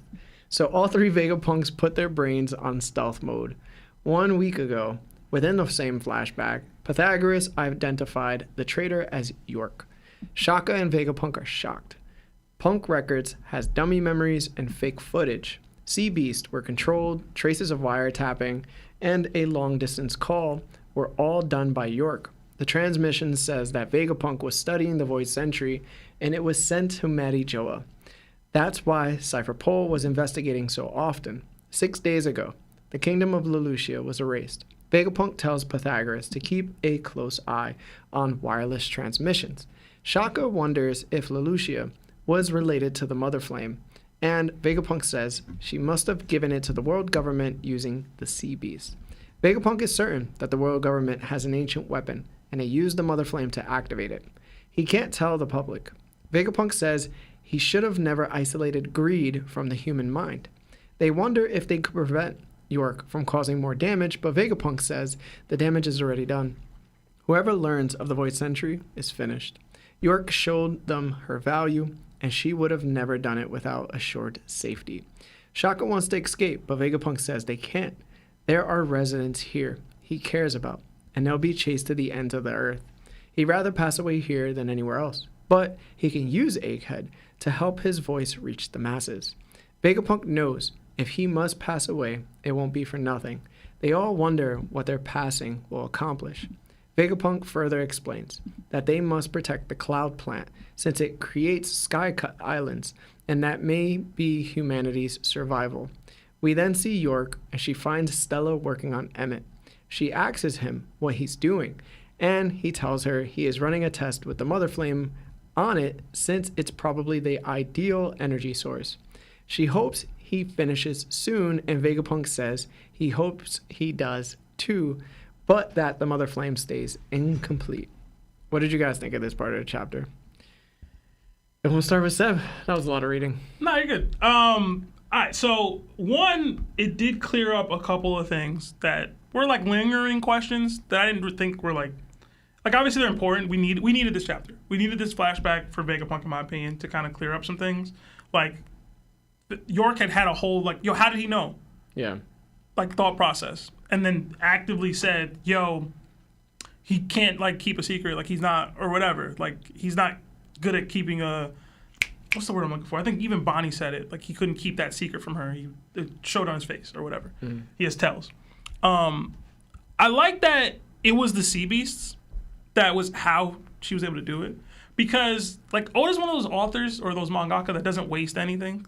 That's not entirely true, but he'll use things that you think are not crazy relevant. And technically the first thing we saw from this arc was the sea beast when it was attacking Bonnie. And it's this thing is what sparked all of this, technically. The existence of a sea beast was used to transport the Mother Flame, the thing that can generate a Leloucia attack via York. I like that. You're just able to tie all that stuff in. I feel that's where some mangakas don't make things click. I want to know what their alibis were. I was curious as to what the alibi exactly was. These hoes. What were y'all three doing? Walling out. that They was on a 3-man. No, it's possible. It's possible, bro. I thought it was funny of him immediately accusing Lilith. I think a lot of people had theorized Lilith's the one because she's evil. I think Oda was saying it too. I've heard. Yeah. The thing is, if it's too obvious, it's too obvious, yeah. Right? So if you want to do any sort of trickery of people, I like the reference to the clouds. Mm-hmm. I thought that was interesting. If the world's flooding, maybe you gotta go up. Sky Island. Gotta go up, in a way. They better bring some verse with them. Maybe. Where did you stop? I'm trying to think. Right here, right? I stopped where before it goes into the 2 days. Oh yeah. So I didn't get sad, but I did feel bad. Because Vegapunk said specifically, I have residents of this island that I care about, etc. I want them to escape. And if I remember correctly, I didn't go back and check. Didn't Saturn have that shit blown up? Am I tripping? Nah, he said to go blow it up. Yeah, right. Because they escaped. Did they do it though? I think they did, right? No, I actually went back and just read it. The Giant saved them. Okay, all right, bet. Yeah. But they was as good as done. All right, the bet. Giant saved Shout out to that, man. I was like, dang, them people got it. That's all I kept thinking. But Vegapunk, you know who you're dealing with, bro. So I think there's a little further before I can say that piece of it with the. I'm trying to remember with the what are they called? The Dr. Clover and the. Mm-hmm. Did you get to that part yet? I got to the part where York was talking to Vegapunk. I don't know if that's that one. But either way, I had a whole thing about how I wanted Vegapunk's thing to be, if he wants to broadcast to the world, he's trying to emulate his friend Dr. Clover. Yeah. And pick off where he left off. My whole thing was that's how he'll end the speech, is by revealing the name of the ancient kingdom, because that's what Clover was about to do. So clearly he wanted to do something in that light, and it's possible that he did. The actual speech did get cut off on several points. So it's possible he said it.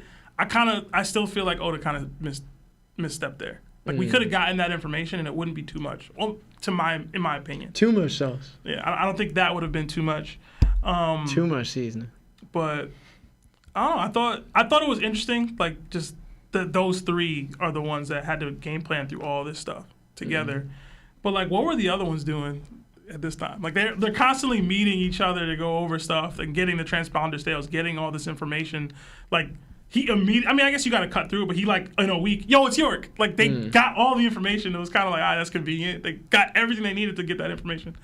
I don't know. I'd be wondering what the other Vegapunks are doing during this time. But they technically all have jobs, so I can't knock it too much. Yeah, Edison's out here inventing. Yeah. York is sleeping, and eating or whatever. Like if Lilith out here but that's my causing mayhem. thing. If York is doing this and actively taking these steps, like she had to think that they might get onto her at some point. Like I think that's what that point was, her checking up on Vegapunk is. But like if these three are meeting all the time, just the three of them, like yo, check in on it. Like maybe leave a transponder sale somewhere. I don't know. I don't know.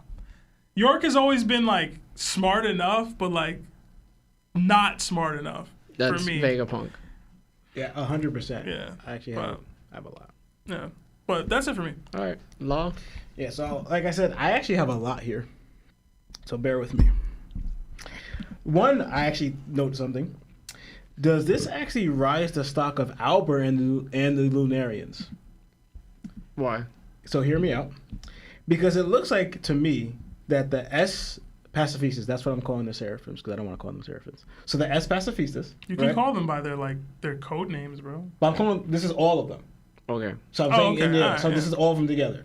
All 7. Right. Are powered by the Mother Flame. I didn't realize that before, right? So that makes me wonder that either Vegapunk used or needed the Mother Flame to make the S Pacifistas with the Lunarian blood elements, right? He needed the Mother Flame to do that. Or he actually used the Lunarian blood elements to help him make the Mother Flame because the never-dying flames are the Lunarians' backs. Right? So I just thought of that. So it's like either way. That's interesting. Yeah, so I like, he either used it to make the Mother Flame or used that to power the Lunarians' never-dying flame on their back, giving them the way to create all the S Pacifistas. So I was like, interesting.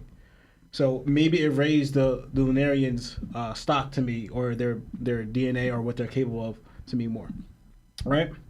And here's the thing I wanted to mention about his that person's super chat about the ancient weapon that what the Gorosei or the world government did, right? Because I found this, I just realized this, that the Mother Flame was able to be used to be activated on an ancient weapon, but not be able to use on Emmett, the giant robot. You know, because Vegapunk keeps talking about the energy that was used back then that he can't replicate it, right? Yet it's able to power and activate an ancient weapon, but not Emmett. So why is there a difference here? That made me think: is there multiple power sources that the ancient kingdom has that they at their disposal they were using? One for the ancient weapons and one for the for Emmett the giant robots or whatever. Like, because we all know that they're so advanced that they're able to do like almost anything, right? The ancient world that that Vegapunk in all his wisdom can't match them. You know, maybe it's multiple Vegapunks and they're just far advanced. But I just thought that was very interesting. How is the Mother Flame, if he can't replicate it, powering ancient weapons, but not Emmett? Emmett seemed to come off he responded to, you know, the rhythm of the Nika fruit. So I was like, maybe there's two different things that the ancient kingdom were using. Well, if the bow tie thing, I don't know why I'm saying that, the rope is any indication, it's possible that straight up Haki is what powers Emmett. I mean, maybe not, but like it's possible that Haki's powering Emmett, and like you said, the Mother Flame is being powered by Lunarian flames. So it's like that would be two different power sources. My only pushback is that Vegapunk said he couldn't replicate the power source that was existent back then. Yeah. Clearly, he's had Lunarian DNA. Yeah. He's utilized it. I won't say he's perfected it, but he created this version of the Mother Flame using this. In his mind, this still isn't what it was. Yeah. So, like, maybe he just needed much more Lunarian DNA or Lunarian flames, but, like, there probably is two different power sources powering these different elements or whatever. So, my whole thing was that I wasn't saying that the Lunarian DNA or the flames was the power source. I just thought it was interesting that Vegapunk saying that he can't replicate it, yet he's able to act because of the Mother Flame, not to his choice, but that was used to activate an ancient weapon. Yet he's linking the power source that he can't complicate to power Emmett, but one is able to do an ancient weapon and one is not able to do Emmett. You know, so that's what I wanted to bring out, which something I realized.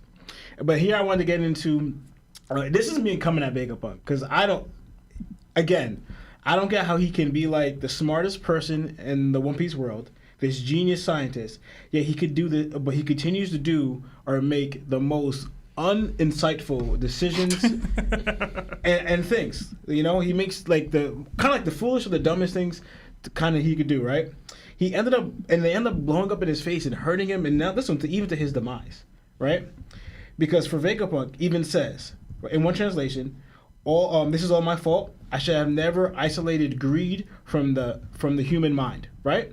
And another translation says, the older one, right? Because that was the official. It says, only a fool lets their greed run amok. And I went and personified mine, right?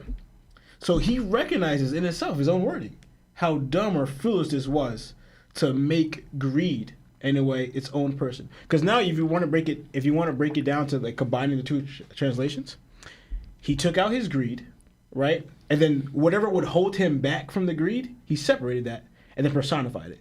So now just greed is running here of his own greed of a mind of his own. And you think about that, what do you think is gonna happen?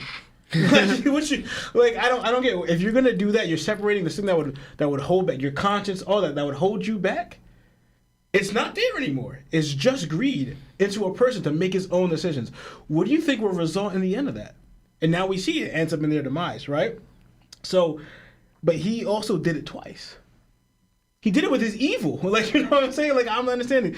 But he did it with his evil and his greed. So I'm just like, both of these is kind of like you have a worry right here, potentially of them just acting on their own and doing whatever they want because one is evil. Because one now, we saw as soon as things went dark, who they first blame was Lilith because she's evil. Mm-hmm. Well, you took all your evil side and made it without the stuff that would hold it back, just like your greed, and personified it.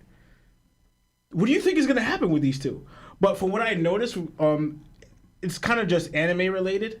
But from the evil side, from what I've seen with Lilith, even though she is evil, she seems to be kind of all talk, right? The reason why I say this is because she cared very much for Addison when she thought that he was going to pass, right?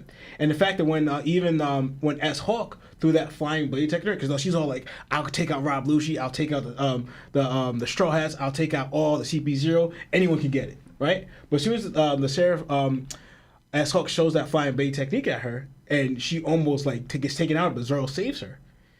I don't remember this happened in the manga, but in the anime, after she saw that death situation there, she starts crying. Like, she starts walling out like, oh, I was so scared. That's all talk. Like, you know what I'm saying? That's all. You was all about it, but as soon as your life became in danger, you start crying, and then you start Edison passing, you start crying here. So I'm thinking, all right, you don't have to worry much about, because it's Vegapunk. You think, well, this is Vegapunk's evil? It's like a 5-foot Latina, bro. You're stupid. You know? So it's like, this is Vegapunk's evil. So it's like, all right, his ego's all talk. It's like intentions, but no real action. But the greed is different, right? That's like, sometimes you can't really help your greed. That's something you really have to check. Your evil you can, but your greed is different because it's selfishness, you know? Right? And we saw even his regular self can be very selfish, you know? So, run free, then, yeah. So then, and then now, I want to get to this one. And then now, actually, when he comes up with a pretty good, decent idea, right? But then you decide to, with your good idea, your plan that you set in motion, to erase all your memories regarding the whole situation. I was just like, I can understand a few words, because I'm not going to just attack him. I can understand, all right, you don't want people finding out where you hid the Den Moshi, right? And you don't want you showing that you acting different because you know what's up, that Yorick is really just betrayed ya, right? So you don't want to give those things away. But I feel like there's other ways around that. You know, like, you're the greatest scientist and whatever. Give like, me one, bro. Huh? So I thought of one, right? So obviously, the three people that know this is Wisdom and Good, right? Vegapunk, we already know that he's not the best person to do this. So if you want to erase certain memories, erase the Stellas. Erase the Stellas and keep either both of them or even at the very least just Shaka's. Because if you go into when there was a chapter when the chapter came out with all the Vegapunks, right? There was a note spread that came out describing all the satellites and everything, right? But I noticed with Shaka's, because remember there was one thing that was said about him was also logic, right? So that was also good. But if you look at it, it says for him, it was multiple characteristics of personality traits that they stick to. So Shaka's was good, logic, justice, and correctness, right? And they give a whole detailed explanation of supposedly whatever god it was raped on or whatever. But with those characteristics and wisdom, you don't think them two? Maybe not, and maybe not so much of Pythagoras, but Shaka. I feel like he's a good person to keep his memories going, where he could come up with a plan that he won't give it away, that would preserve you guys alive. Because now we see the only one that's kind of left is the evil one, the one that's all talk. Yeah. And York. So now your most worst traits is the only ones that survived here. This is what I talk about. This is where it seems foolish to me because of the result that happened. You know, where's this genius scientist that would be able to think of a way to all your other ones survive? But the Stella's gone, the good is gone, just evil and greed is left, right? So I'm like, where is this wisdom or that he has to come up with a good plan? Because this is the same track record we've seen before where he didn't create. It's good that he did it for Bonnie, the pacifist that would protect Bonnie. But a fail-safe for the control trip. Exactly, and to protect yourself. You did none of that. So it's where's the wisdom here? You gave all control to the top pacifist to the Gorosei, right? All things just come crashing down, and you have nothing to protect yourself. And also, too, even your dreams you want to accomplish, because you even said the state of humanity's on the line here with the flood and everything, and you're the one to oversee it. But you're gone now. Who's gonna protect them? All the people you want to on Egghead in the world. All that's kind of gone now. You talked about the Saturn, the advancement of human society, and then what did Saturn say? I don't care about progress. All that's gone now because you didn't think of a well plan to do this, but you gave them information. What are they going to do with that information? Go after the One Piece? You know, the world government is truly stopping pirates for them. You don't think they're going to try to stop everyone else trying to go after One Piece? So where's this great plan that you came up with that we're seeing here that's going to protect the world? The one thing we saw, I thought noted was good was the cloud plants. You're creating your own sky islands. I was like, that is genius because with the rising of, that's where they could go to. But guess what? Who knows about that? Oh, only the Vegapunks, right? They're all practically gone except for two. So I'm just like, and one of them op. Yeah, one of them's op. She's not gonna care. So I was just like, yo, how are you the smartest person, but you're kind of failing in a way with your brain? And I was like, and to me, I'm not the smartest person, but. Come on now. You know what I'm saying? I think I would do better than this than think of a way to preserve all of what you want to protect and yourself and the secrets you want to reveal. So I actually agree with a lot of what you said. I think, and I want Larry to get to his point, I will give Vegapunk one thing. The man had 1 week to come up with something. It's oh snap, York did all this. If you're knocking him for the stuff that happened well before that, I can't hold you. Yeah. I can't hold him for. You're right. He should have had a better fail-safe for 90% of the stuff that was going down. We already say he shouldn't have been working with the government. Whatever. He got a week though. He had 1 week to figure this out and get it to a point where he got it to. Yeah. I think he did enough. And I know we haven't even gone through the full flashback. Yeah. I know Lawrence kind of went deeper into that. But you did. Yeah, you did, bro. Yeah, you did, bro. Yeah. It's cool though, It's because I don't know how you would have broken up what Lawrence was saying either. I couldn't. So, My bad. But he had a week, bro. You know what I mean? He did the best what he could. It's his fault that it got to this point. But I can't knock you for that. But that bro had a moon cycle, bro. That's all he had. That's all he had to work with. And then we'll get to it in the coming breakdown. But how many things happened back to back to back to back before it was up already and stuck? You know what I'm saying? So yeah. But I was done. You done? Yeah, I'm done. Yeah, I'm gonna be honest, bro. I ain't really have much to say, bro. Laura said it all, bro.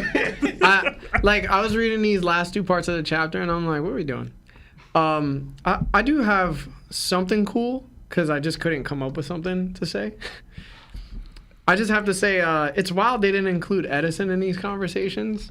I know he's like a suspect, Yeah. but like, this is clearly the all boys type thing. You know what I'm saying? Like, on, the man. man cave Come on, should have man. included Edison at some point, Do you bro. even know if Edison has like? Listen, bro.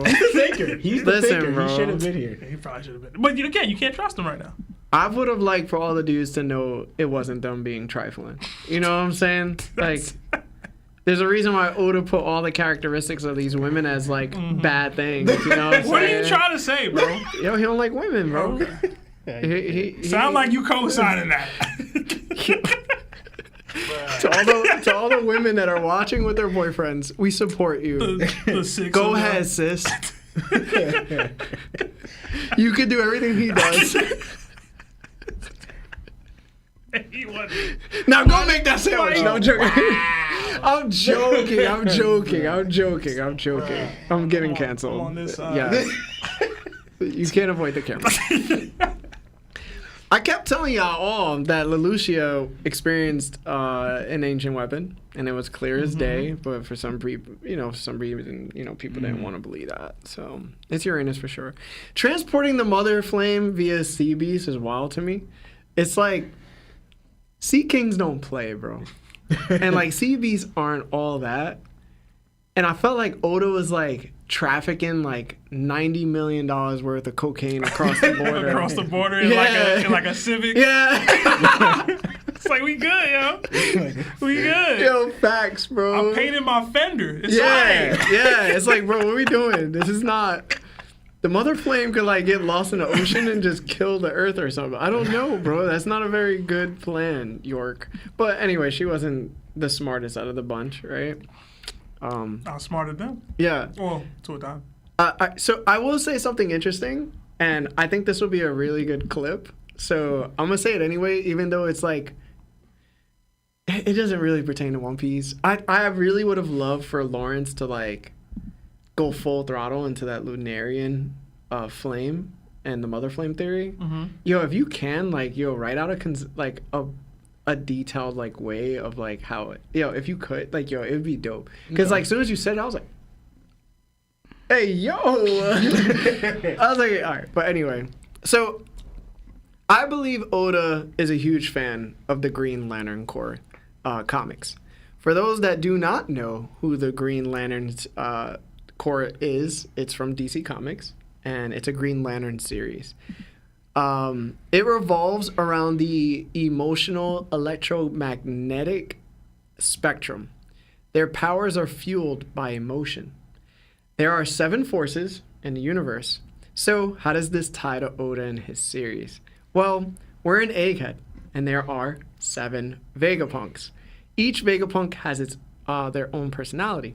If I were to put each Vegapunk to the emotional spectrum of the Green Lantern universe, I would say since red is rage, this would be best suited for Atlas because of her violent nature. Next is orange. This color represents avarice, I think that's how you say it, or greed. This would fit York for her greed of wanting to become a celestial dragon. The next is yellow. This color represents fear. Shaka is the best choice for this because he's cautious and acts upon potential dangers. The next color is green. The color represents will. I choose Pythagoras because he always seems to help his fellow Vegapunks and does everything he can to accomplish what's needed of him. The next color is blue. This color represents hope. I chose Stella because he was hoping to change the world for the better. The next color is indigo. This color represents compassion. To piggyback off Lawrence, I chose Lilith because despite her evil being, she cares about her fellow satellites like crazy. The final color is violet. The color represents love. This represents Edison because of how much he cares for every ally in general, to the point he would even become a sacrificial lamb for others to survive, such as Stussy. So, when Vegapunk says he should have never isolated greed from his human mind, it brought me back to how the Orange Lanterns, who are fueled by greed, There's only one lantern in that core. Every other lantern core in the Lantern Core series, they all have thousands upon thousands, even millions sometimes, of those people in their core, but Greed doesn't. Greed has one single lantern because it decided to murk all the other orange lanterns because of its greed. Didn't want to share. No, It's greed. and he collected all their power. So I thought that was like kind of interesting. They seem to like it in the chat. Yeah. No. It reminds me of that A lot of show. Green Lantern fans. That show you're watching? I gotta find that show. I think his name was Larfleeze or something like that. Yeah, they're saying that. Yeah. Mm-hmm. So thought it would be interesting to drop something like that. I liked it. You know me, I'm not a big comic books guy, so any information that correlates, Yeah. I think it matches. No, yeah. I liked it. All right. Let's get some super chats, and then we'll do the final piece of the chapter, and then we'll do phone calls. All right. We got, I believe I shouted out Roy Stokes already. Maybe not. Roy Stokes gifted a membership, so thank you. Put the knock on fist up in chat if you haven't. We got another Australian from Max Brown. It says, everyone's saying that Kid is a clone. Oh my God. When I always thought that he's been foreshadowed as a bastard child of Vegapunk, same as Luffy to Dragon. I'm going to say no, but like, that's more believable to me. Is it just because the whole punk thing? Is that what it is? Yeah. I don't know what it is. It's a punk, and he has a 7 or something. Not on his, everybody got a logo. daddy that's relevant. We got another 2 from Night Lion. It says, Hunter x Hunter full power Gon punches Pito. I don't think I've ever actually seen it, so. For the punches of all, yeah. It's when he goes ape on the cat-looking guy. I know of it. Yeah. I just didn't see it. He punched, Trying to avoid seeing it. Wait, Hunter? Yeah, when Gon punches what's that? Pito, bro. It's Pito, You just yeah. said it. Oh, I get it. When he... Mhm. Okay. Another 2 euros from MJ. It says, Seb, go bald and match the squad. No. Another 2 from Trey Dalton. Read my message. Love you guys. It's drawn. Oh, drawn. Trey drawn. Mm-hmm. Okay. All right. I got you. My fault. Another 2 from Off Brand. I believe Shanks' death would lead to Buggy locking in. What does a locked in Buggy look like, bro? Another 2 from Rodriguez 5450. First live stream. Seb always has fire takes. Thank you. Good job, Seb. It says first live stream, but this is your 5th super chat? Anyway, another 1 month membership to Bleak Corner. It says, sub, that's it. That's the post. Thank you, Bleak. Another 5 from Bonesaw 3 Men. What if Van Augur warped food to Luffy to make it easier to jump Saturn for Katarina to touch him? Maybe. I kind of like the Kizaru theory a little better, but maybe. I don't see Vanguard doing that. Yeah. I don't. Another 5 from Bleak Corner. I missed the last live, but I'm here today. Y'all get me through my workday. Oh, Aw. thank you. Thank you. You get us through the pod, bro. Another 8-month membership to Knock'em Status from Goatman Tees. Mike Tyson for live action Gaimon. # Yamato Gang. That would actually be pretty funny. It would be pretty funny. Another 2 from Doug Missy. It says, today is the day I get to marry the love of my life. Hey. And you on our pod right now, bro?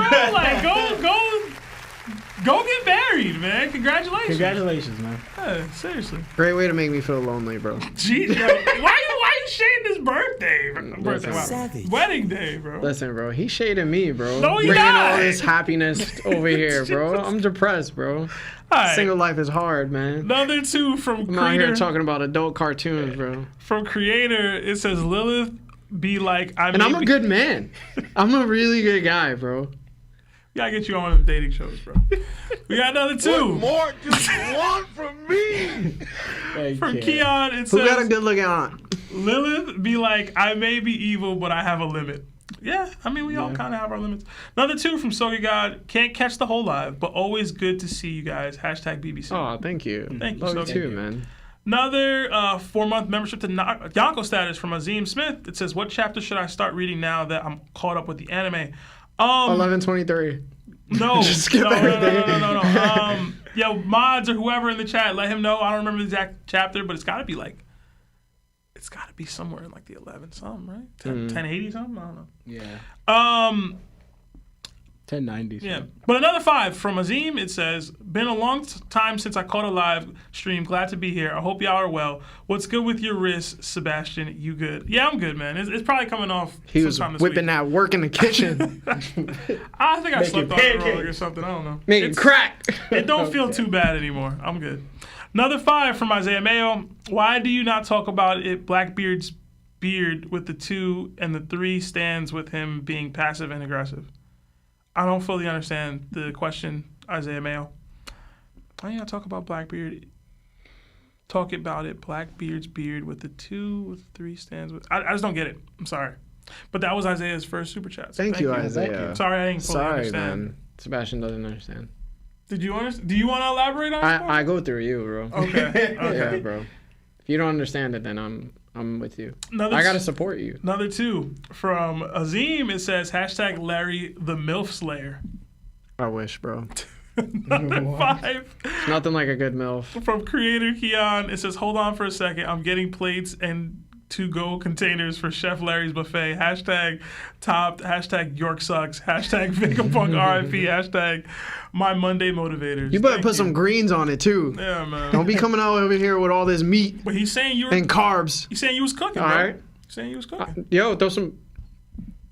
Huh? He was trying to say you was cooking, bro. They said I was fighting fish, man. Come on, bro. All right. Too much sauce. 2 season. 2 seasons. All right, is that it? Yeah, that's it. Oh, okay. All right, let's get into the final part of the chapter, guys. Give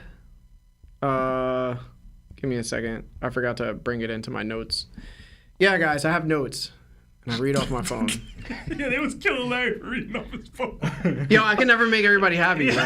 Like everybody. Why Like, would you try to make everybody No. happy? I'm just saying, like, it's never good enough.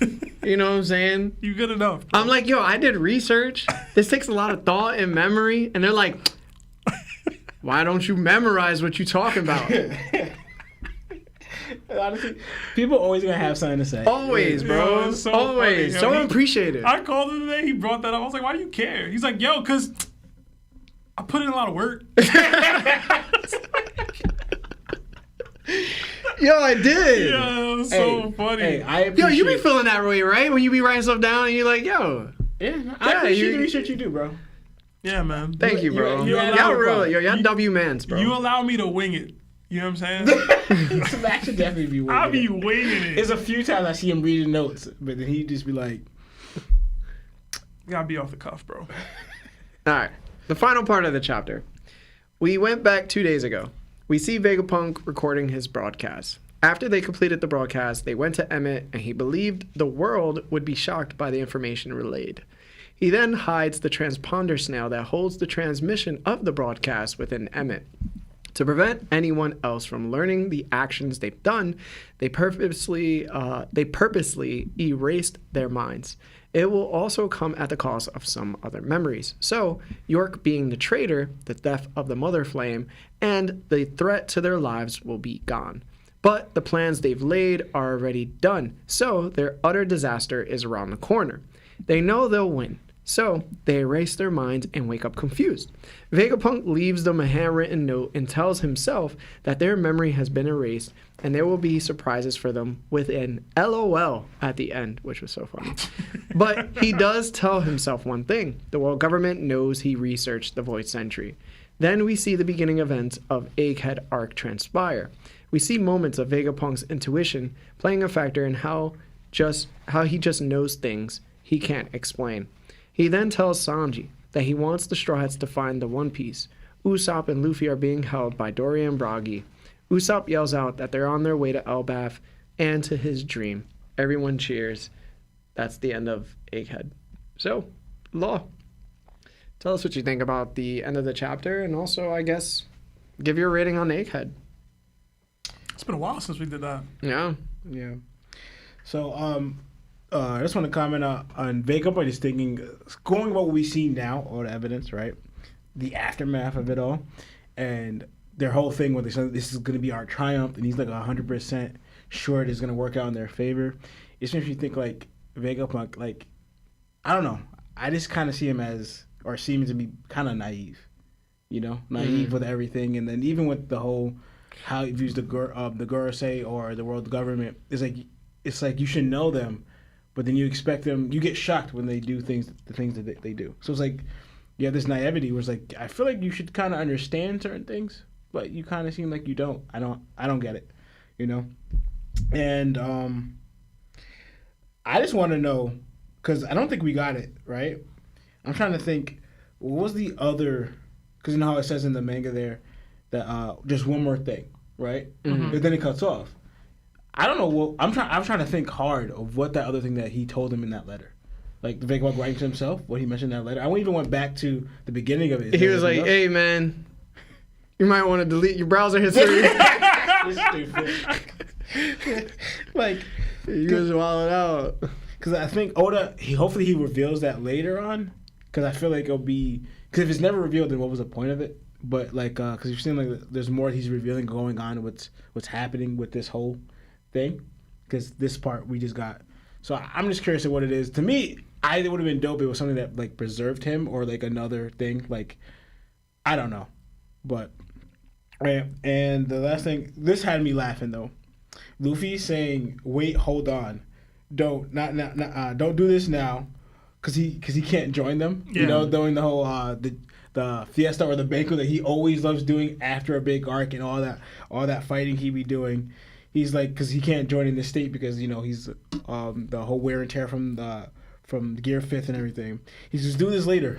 And one translator said, "Wait for me." Had me dying. I started laughing because it's like he's missing out on what he loves to do all the time. But honestly, Egghead was crazy. Was not expecting to go this far. I mean, not this far. Get this wild. Wild and crazy. Mm-hmm. So honestly, I enjoyed Egghead a lot. Kuma's story, backstory, what was going on and everything. Honestly, I would rate it a 9. The whole I thought he was gonna say a 6. Yo, man, that 6 was coming. Can I explain my rating to you guys? I'm gonna explain. Please, for Nerd Taco, because he DM'd me asking what that was about. All right, so let me go. This is how I do my rating because I said before that 6 was a B, right? 10 is an S, right? Okay.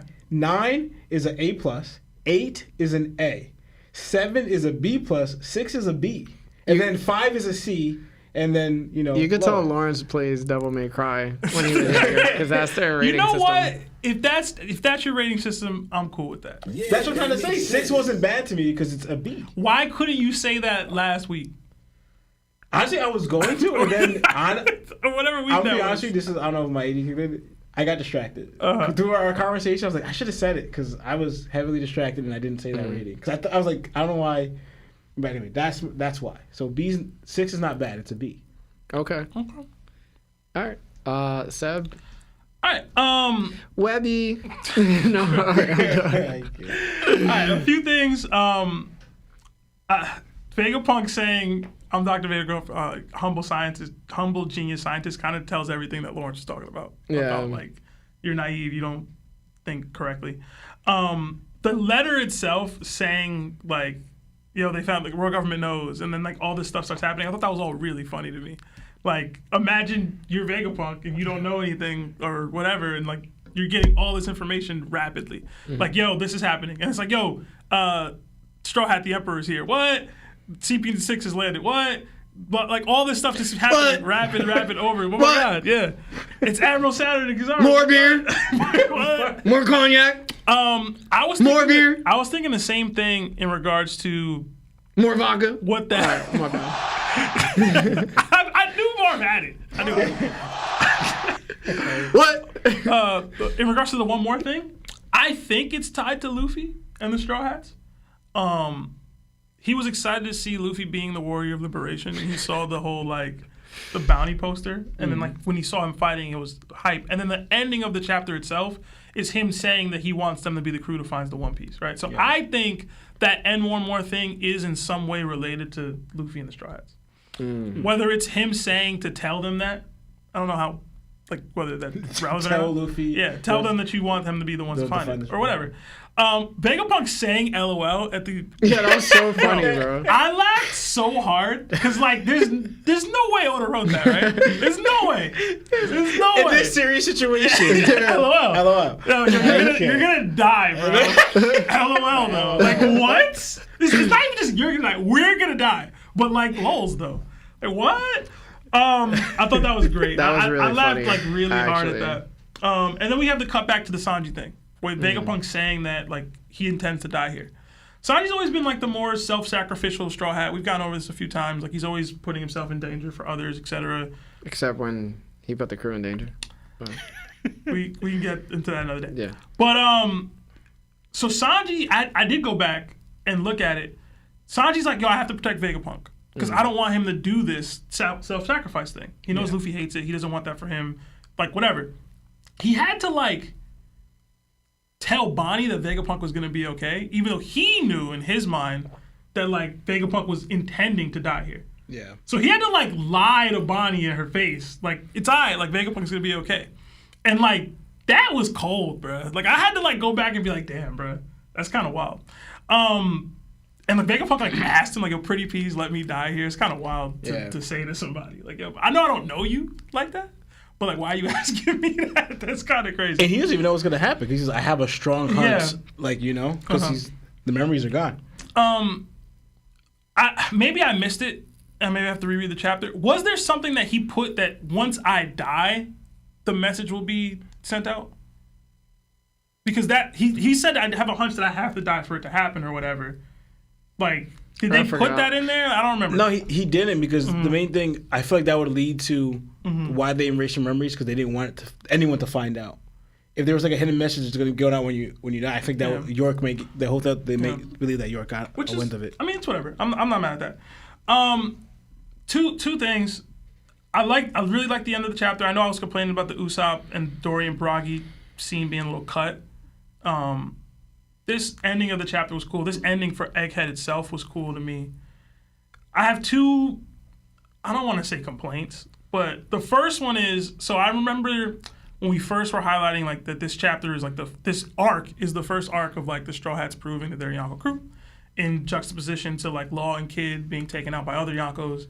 They were able to face basically the apex of what the Marines could send out at them. You know what I mean? Yeah. That was before we even had the Gorosei popping up. But you know what I'm CP0, saying? Admirals, Gorosei Albus. members, basically an entire Buster Call, CP0, etc. All here, they survived it. I didn't like that it wasn't them that was the reason that they escaped. Mm-hmm.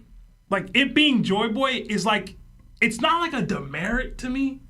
But like, if you want to be like, yo, we're a Yonko crew, we survived this, we did it ourselves. But like some big bad hockey monster from 1,000 years ago is the reason why y'all escaped for real. I don't know. I have a little bit of a dang, and that's on me because again, this was my view of the arc. Like this is the Straw Hats culmination. We're a Yonko crew. I didn't like that per se as how they escaped. It fits narratively. It fits within the arc itself. It flows perfectly. My own personal like what I wanted for Egghead. I wanted the Straw Hats to come out as a pure Yonko crew. I still think they are. I still see them as such.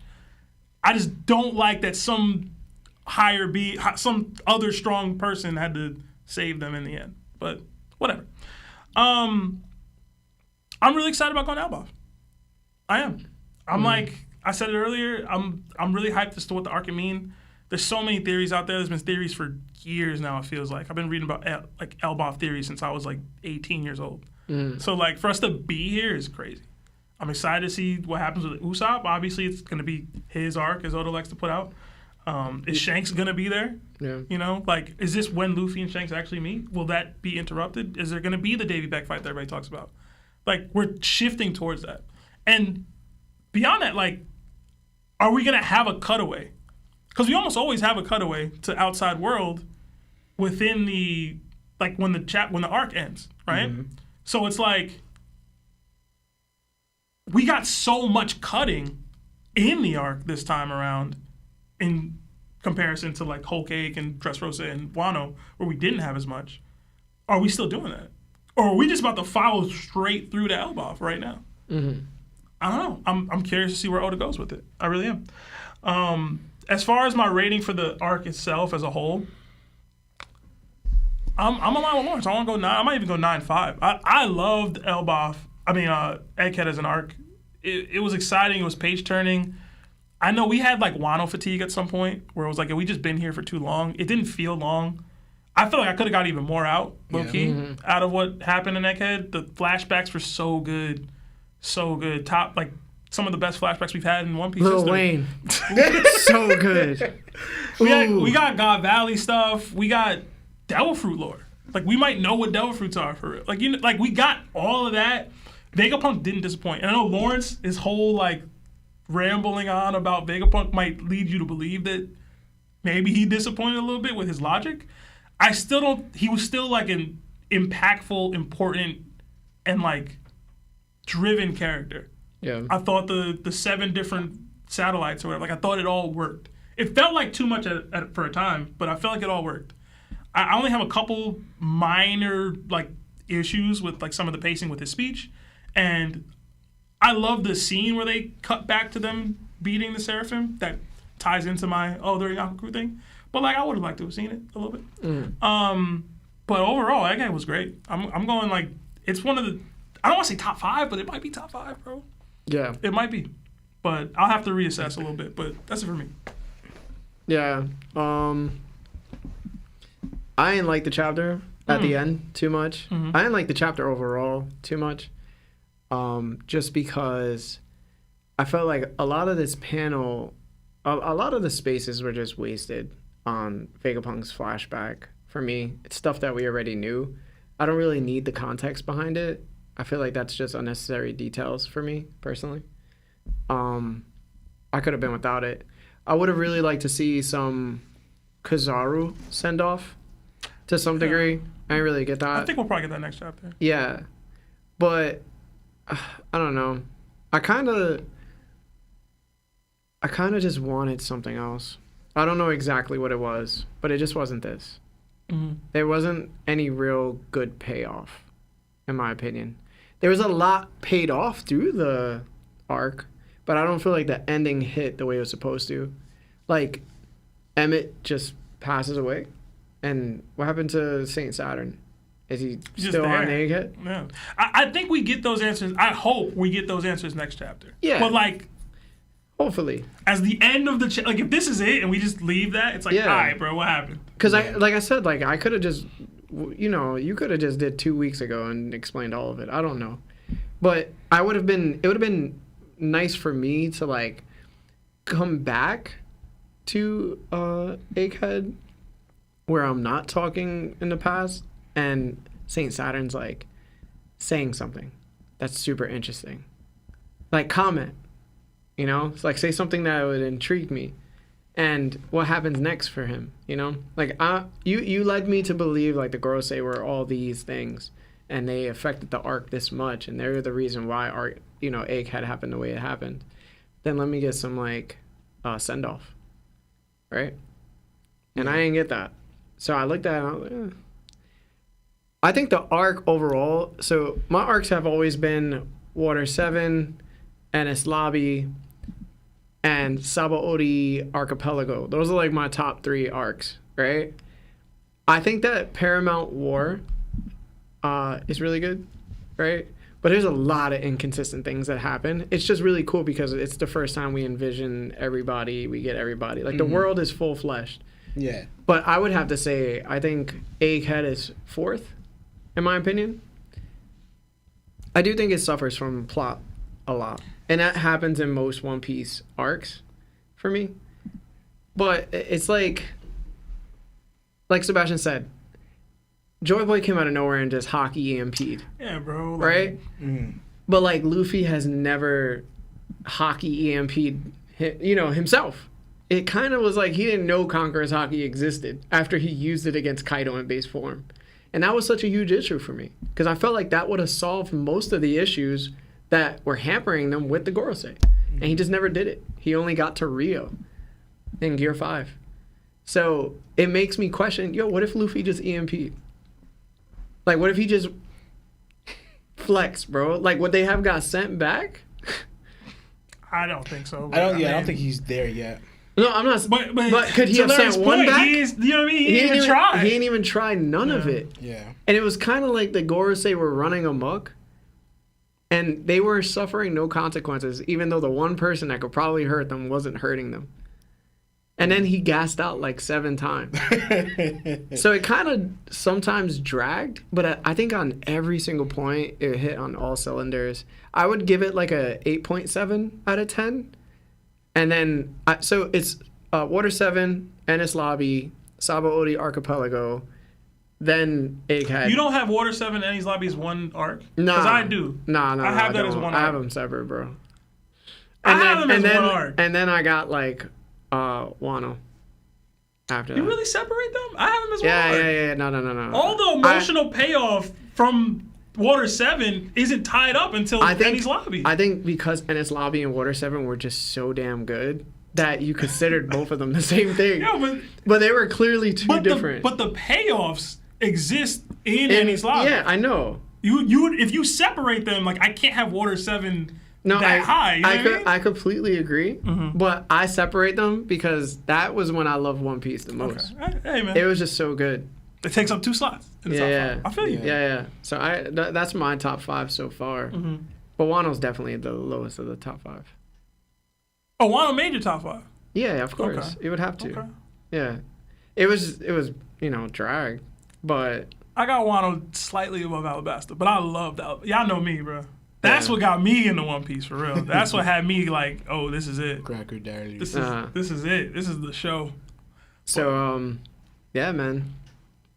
That's all I really gotta say about that. Okay. Yeah. Marv, can we go to commercial, and then after commercial, guys, we're gonna come right back and do these super chats and then take phone calls. So stick around, like the video if you haven't. Yeah, and if you guys want to, please join the call room waiting room on our Discord. The link is in the description below. That way we'll take you guys' calls. But Hello, Nakama. Have you ever browsed the internet and come across a sketchy site that had a video of the thickest Latina you have ever seen? Well, I have. Have you wanted to click, but you couldn't trust it? Listen, I've been you at that moment plenty of times. I couldn't trust the hackers and loopers, the government, or even our internet service providers because I knew they'd be spying on your boy. I wanted something on my phone, computer, and tablet to protect me. Who am I to deny myself the desserts of life?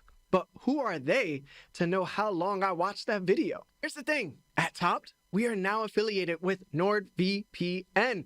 It's an application that hides your IP address and online activity and helps you stay safe on public Wi-Fis. You also can connect up to 10 devices at once. NordVPN is available on all devices, bro. With our link, you can receive up to 69% off the first 2 years outright. They do have 3 plans, and each plan has its unique features. We wouldn't link up with a company if it wasn't worth it, believe me. Sign up now, Nakama, and protect yourselves from these online Gorosei members. Much love. All right, welcome back. Hope you guys enjoyed the NordVPN affiliate link. all right.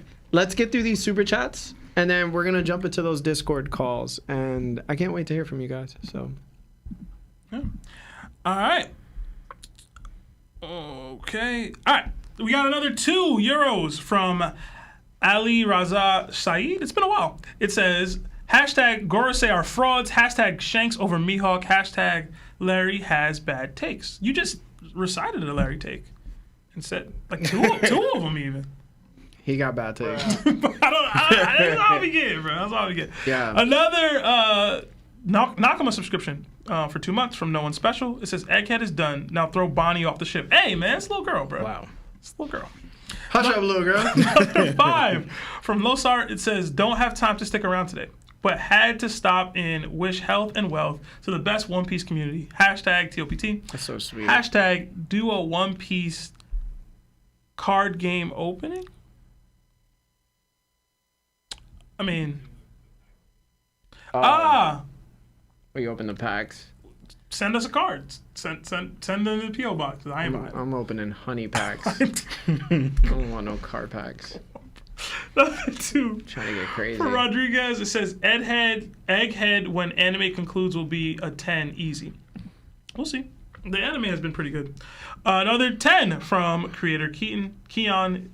An interesting idea is since another devil fruit user died near the Sunny and Nami has some of her tangerine trees on board, the Straw Hats possibly got the brain and snow fruits up for grabs. I saw a theory, I don't remember who it was, that said that the fruit gets the Kuma's devil fruit, which I thought was crazy. It would allow the Straw Hats to teleport anywhere. But like, Who would have how it? the Sunny. But I don't know about all that. Doubt it. We got another 5 from Evan S. It says Frankie's getting the pawpaw fruit because Kuma gonna die and it's gonna go to Nami's fruit on the Straw Hat ship. Bonnie, Frankie, and Luffy going back in time using fruits. Time travel is a big no for me, and I would rather Frankie never gets a Del fruit. Frankie outright stated that he would prefer to swim. So when you hear stuff like that from the actual character, like that's Oda saying that this isn't getting a Del fruit to me. Anyway, how about y'all? Yeah. Another 2 from Franco Cervantes. It says, tell Larry to come to San Diego. # Latina Amazon Lily. I can't. Listen, bro. I'm saving myself. You're saving yourself? Yeah, for marriage. I got goodies, bro. Okay. Another 20 from Toxic Taste. It says, what is good, best book club? I hope y'all are doing well. Man, what a chapter. Anyways, each of you guys get to choose a non-main story pirate crew to captain. What crew are you choosing? Filler crews are allowed. # 9 out of 10 for Egghead. Wait. What you said? So basically not the Straw Hats, I guess. Like it says non-main story, so I don't know what it means exactly, but Yeah. I'm going to guess it means not the Straw Hats. So you captain in a crew if you're choosing. Captaining a crew of my choosing. So we're gonna be the captain of You're our crew? replacing the captain, or you're just going to be above that person who's already captain, I guess. Blackbeard Pirates. I fit right in. That's the main storyline. Shut up. Can I choose the Roger Pirates? That's the main story. What's wrong with y'all two? Yeah. I don't know what main story pirate crew to what it means exactly. Like pirates that are in the main story. So we gotta choose filler pirates only? No, like you can choose pirates that just aren't in the main aren't story. relevant anymore? Yeah. I'm gonna choose the Rumbar Pirates. They would, The Rumbar Pirates. yeah, we're gonna start up the music industry. I'm gonna be doing 360 deals. People gonna be having it hard. I'm sending out cease and desist forms. Yo, what's wrong with you? Yo, yeah, I didn't like, yo, what? Yeah. Rumbar Pirates were popping. I'm creating drill music. Who you signing?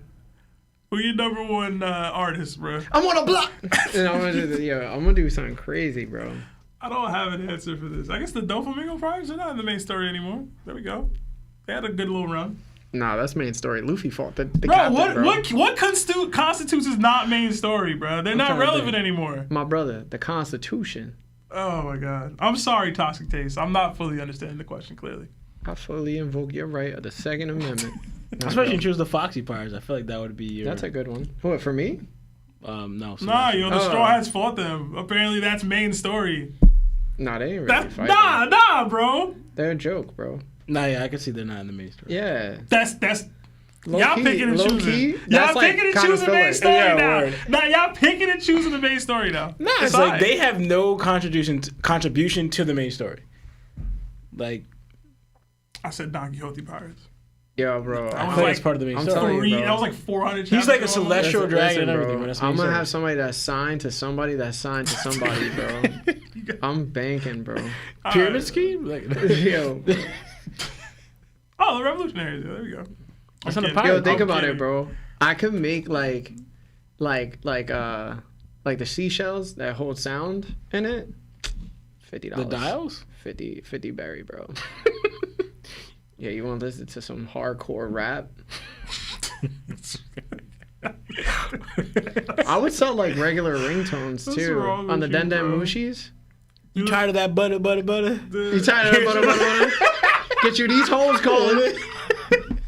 Stupid. Sorry, Toxic. We didn't answer your question at all, bro. Take No, that, Larry take did. that. Larry did. And I threw a Yeah. shout out. I wouldn't choose them, but the Yeah. Foxy Pirates fit that category. Yeah. I got to think about it more. Uh-huh. We got another 5 from Kirby. It says Elbaf prediction. Loki will be bad, but Odin will be irredeemable. His lore is dark, with crying emojis. Hashtag pray for Lionel. Hashtag Elbaf. Hashtag Sims for Sebi. Hashtag BBL Marv. Marv Cake is kind of crazy. Hashtag Larry B. Cook. I was staring at it today. Oh my god. You was commented on his fit. Yeah, he was wearing short. He looked comfortable.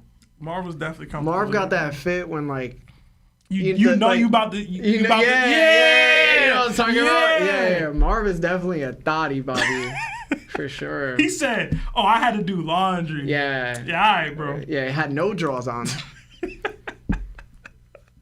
Another 5 from creator Keon. Predictions for Elbaf. Get the last road pony glyph. Marv, you good? Marv was dressed like he got to go parallel park for Shorty when she come through. Yeah. That's how Marv was dressed. However you think that looked, that's how Marv was dressed, bro. And she got a cup of wine. Mm-hmm. Yeah. And they watching like a little kid movie. And they ain't really Inside Out too. Nah. It's like what's that emotional movie where Inside Out? I just said Inside Out, bro. Oh, did you? Yeah, he said no. Just said it. Yo, Marv is the man marked by flames, bro. Oh, Cause he be burning. No, I'm just Oh my goodness. Oh my god. I love Bro, Marv, what's wrong with you? All right, Have we ever talked about Marv this long? Marv, are you uncomfortable? Yeah. He said, all right. My bad. My bad, Marv. Number 5 from creator Keon. This is Elbaf for predictions. Predictions for Elbaf. Didn't you just read this? I ain't get through it. Get last road pony glyph. Luffy learns his fruit's true name from the king, Giant King. Usopp gets a power up / flex moment, and then a garp update. I can rock with all that. Yeah. Honestly, the real power that Usopp needs to get is that technology from, I guess, Well, Lilith. his real problem is he needs some hoes. That's what he needs. Lilith from the Vegapunk He technology. ain't got no hoes. I hope Kaya there, bro, for no reason. Another 5 from True Louis. Nobody's scared of Usopp. She's like, they're bigger over here or something like that. But once he starts shooting special attacks, freaky plants, it's over. Hashtag BBC, hashtag topped off, hashtag Usopp power up incoming. What if he do like special beam cannon, like out of nowhere? Another 35 Czar from Billion H. It says, "Yo, it's been a minute. Glad to catch a live with the G's. Had a thought. Don't you think observation like Ultra Instinct?" Hashtag yeah, we paid. Hashtag mad love peace. Ultra Instinct's a little different than observation hockey to me. I didn't watch that part of Super yet, It's kind of like the same thing. so I don't know how Ultra Instinct works. Bro, it's autonomous instinct, bro. So you just move without thinking. Yeah, but that's not what Luffy did observation it. hockey Luffy did it already. is. No, You know what I'm saying? Luffy did it. Mm. He did it against a no. No, He turned his brain But off. that wasn't observation hockey. And that wasn't Landon. but Anel That's was a using skill issue on your miss. no, but Anel was using mantra and he couldn't Yeah. land, Yeah. so he couldn't read his. Oh, he couldn't read his intentions. That's another one. We got Just imagine like trying to hit me and I was just like, start swinging on you, bro. nah, we swing it back, bro. I'm injured. Even more reason to win that. Can't take no L's. No L's, bro. Another 5 from They're No gonna One be looking at me Special. different.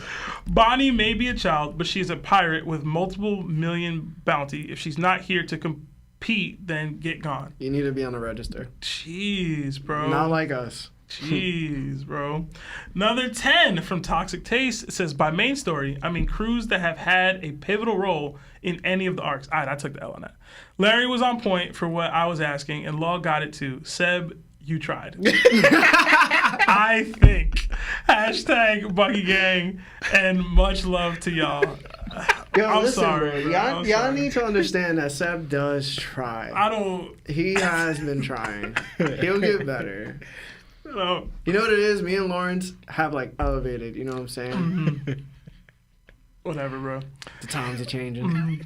Another two from Haniel. It says, "What do you think of the Mihawk versus Whitebeard theory?" I don't know what the theory is. Mihawk loses. What's the theory? What do you think? What's the theory? I don't know what the theory is. Let us know in the chat if I can see it. Yeah. But that's all the soups. All right. Guys, if you haven't joined our Discord, please do. All right. Also, like the video if you haven't. It's an excellent way to show us support if you don't want to super chat, because you don't have to.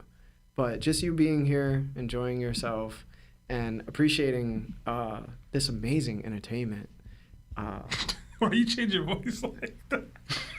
Just want to say thank you. Okay.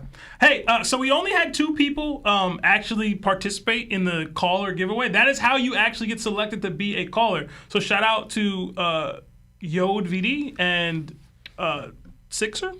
I don't know. But I'm going to do another giveaway to determine the next slate of callers. So if you guys are in the call waiting room, to go into the chat and join that giveaway. It's only going to last for about 45 seconds, and then it'll determine the caller order. Damn, quick. Yeah, so we're going to do that now. But for now, I'm going to bring up Yod. Remember, you got to bring them up, then talk. Yeah. All right. It's too many of y'all in here, bro. It's too You many. got this, bro. Nah, it's legit too many of them here. Not even playing. You got this. Just use both hands. Nah, bro. I can't use both hands. My hand is broken. My other hand isn't strong enough. Use your strong hand. Nah, I'm serious. Yo, we might have to drop somebody down. I can't do it. For real, I can't. I'm not playing. It's like, hold up. I might. Sebastian. It won't let me. Here we go. Here we go. You got to use 2 hands, Sebastian. What do you mean? What would? Oh, you right. Use the pain of loss. There we go. That's what Goku did. All right. All right. Hello, this is that One Piece Talk. Who are you and how are you? I see your YodVB on our chat here. Hello? How's it going, man? Can you hear us? Hello? What Yeah. up? What up? What up? We can hear you, man. What's going What on? up, Gango? Hey, what's up? Gangy, what up? Hey, man, I've been trying to call, you know? Know what I'm saying? Type. Hey, so I got a theory for you guys. Y'all ready for this or what? I am fully strapped. All right, so this is how it goes, all right? Y'all listen very carefully. All right? So, dang, I'm choking. We see You that. can't tell me to listen carefully and you start choking, bro. Give me a second. Hello? My speaker won't work, so I can't look it up. So I got a devil fruit theory, all right? So basically, golly, man, I'm choking. It's You all right, about bro. to get dropped, bro. Nah. Just spin in a Alright, circle so real quick, bro. basically, my theory goes, what if devil fruits, when you eat a devil fruit, it takes the place of your heart, all right? So you see how when Luffy turned Gear 5th and he was fighting Kaido, he told his heart, play that beat heart, you know? All right, so that's one. And then when he fought Lucy, we saw his heart, you know, basically like his devil fruit, like in the place of his heart, I think, you know. So basically the whole thing is, what if Blackbeard knows this? He's the only one that knows that the devil fruit is your heart. And so, you know, when they murked Whitebeard, they covered him up. And he already had a hole in his chest. So that boy just reached in there, took his devil fruit, you know? And so... You think he like ate Whitebeard's basically. heart? Yeah, like... No, That's like, dark, bro. like his devil fruit, like your devil fruit is your heart after you eat it. Yeah. It takes the place of your heart, basically. And that's why you can't eat multiple devil fruits, because you only have one heart. But what if Blackbeard has more than one heart, and that's why he can eat multiple devil fruits? What do y'all think? It could be. I mean, we just don't know what the answer is. Like, we have Marco saying that Blackbeard's body's always been different. We don't know what that means. And like That's a huge yeah, pause yeah, moment and too, by the way. Like, what do you mean by that? What are you talking about another dude's body like that? I don't Why know. he on his body like that? I don't know, bro. But so it's he just reached in that man's body and took his heart, you know. That's why they Listen. covered him up. He didn't want no one else to figure it out. That's him. He was wearing capris for a reason. No, but I'll tell you this. So I've never been a fan of the 3 personalities or like the 3 hearts theory for Blackbeard. I've always just assumed, like, let's say like the devil fruits happen to be within the heart of the person. Like it transforms into your heart, right? Yeah. The show is about willpower. It's about how far you could push yourself, right? So that just screams Rocky Balboa vibes, right? Like that's how much heart you got as a boxer. How much hits can you take and still get back up and accomplish what you have to? So I love that perspective. I think if we can make it go even further, if the reason why Blackbeard wanted the Yami Yami first is because it's infinite darkness. It literally suppresses everything. I could see how like the Yami allows other devil fruits to exist within the same heart because it probably suppresses itself and suppresses the other devil fruit where they don't come into contact with one another. And you're capable of using multiple devil fruits.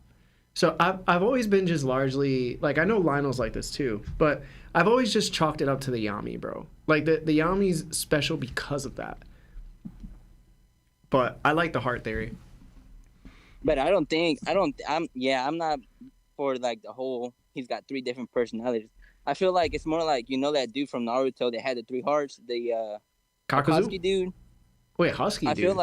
feel like maybe this dude's like, you know how there's like the secret clan, like the water and stuff like that. I feel like Whitebeard might be one of those secret ones where, you know, not a lot of people know about them. And maybe, you know, his clan, they had 3 hearts, you know. What if he's just from like, you know, because one of the recent chapters we saw is that they said, I think it was the Gorosei, they said that he's from that lineage or that he's from whatever. his lineage is Something special or whatever they said. Yeah. Mhm. Yeah. So what if, you know, his clan, they have 3 hearts or 2 hearts, you know, and it's not personality wise. It's just like that Akatsuki dude where he has 3 hearts, you know, and you got to kill 3 hearts to murk him. I mean, it makes sense because So that's why I feel like, you know. there's another tribe of people with 3 organs, and it's the 3-eyed tribe. Yeah, there's also Yeah, the bounty correlation. I'm reading this off Jody list. I've seen this before. Like Blackbeard's bounty is 3996, which is San Ko Ko Ro, 3 Ko Roko or whatever, 3 hearts in Japanese. So like people use that to link him to like an octopus because they have 3 hearts, and Davy Jones or whatever. But No wonder why Katarina Devon. No, I'm joking. And also, too, I think to add to it, I don't know what it means for it, but the whole comment about how supposedly what Buggy was speaking about Blackbeard back when they were, when the Roger pirates met the Whitebeard pirates, that Blackbeard doesn't sleep, you know? And it was like an interesting point because now we're getting later on about the whole lineage or his bloodline. So I don't know what the hearts would do about him sleeping or not sleeping, you know. But again, there's been hints about Blackbeard that he's not. Obviously, now we know it's like the different races, that his lineage or his race is separate from that. And like you said, there's different. We get that in the whole show. The 3-eyed tribe, the long leg tribe, the long arm tribe. You know, the Lunarians. So we're getting a bunch of different characteristics about different species that Blackbeard, we don't know exactly what it is for and why he's able to do that or why he's able to have 2 abilities. But it's, I guess we'll find out. And then the 3 thing, it does. And also, too, I think someone else said that somehow Blackbeard's personality does seem to change sometimes, you know? What if they're like, he's just Dominican? What does that even mean? They're like, yo, he's Dominican. yo, Dominican Blackbeard would go mad hard. Get okay. But yeah, boys, that's about it. I've been thinking about it, you know. That's what I came up with. No, I like it, for a bro. while. Yeah, that's a cool theory. I man. like it, bro. I like the Delphi taking over the heart. I know someone brought up It's the a good whole idea. I'm just gonna bring it up because I thought about it too, and then when I read it in on the chat, I thought about it too because the whole law thing. I just want to cover. You know how when Law was switching up people's personalities, right? People are using that as like, well, no, because when he switched up, the ability didn't transfer, right? But know that it showed the heart symbol, but it wasn't their literal heart because we seen what the literal heart looks like when Wall was taken out of people. Yeah. That was the figurative part where it showed like the heart sign because that whole, that symbol of the heart is not what a real heart looks like, I'm wondering because he did take Smoker's heart, and Smoker does have a devil fruit. But he didn't put it into anybody else. Yeah, but we never saw his heart, did we? Yeah, we Smoker, did. yeah, we saw But Smoker's. that doesn't mean we saw his heart? that it physically has to be smoke now or anything Yeah. like that. But I feel you though. Yeah. I feel you. But we're gonna 'cause I drop was you about to off, say, bro. Did we see anybody with a user? Yeah, we're gonna drop you off. We gotta get another. Thank you, Hey, Caller man. in. Thank y'all. Thank you for your Appreciate it. time, bro. I appreciate for you taking me, man. Yeah, it was a pleasure. Yeah, Don't be have a good nervous, one. bro. Nah, Don't be I nervous. just it's my first time calling. I don't really call. I got no one to talk to about this. I'm trying to get my homies. I finally got my homies to get on that One Piece. They're like, "Oh, it's long," but one of them finally got on it, and he's watching the whole thing. He loves it. Hey, man. Awesome. Listen, bro, What's be up? like, Now I got yo. the other ones. I'm trying to get the other ones on that one pace because they're over here crying. You gotta hold that over him and say that you put him on the peak. I know. No, listen, bro. Just tell him. I've been telling. I've been like, "Hey, this is #1 anime right here." Listen, They're bro. like the other animes, the action ones, Just tell them not to repeat the cycle their dad left them with. You know what I'm saying? Tell them they gotta commit, bro. Bro, what are you All talking right. about? Wait, what? Come on. I make sure the pet's on the message. Yeah, bro. All right, man. Have a good night. Alrighty, thank you. Okay. The next up is I believe it's Zerkzi. Let me see if this works with 2 fingers. Two.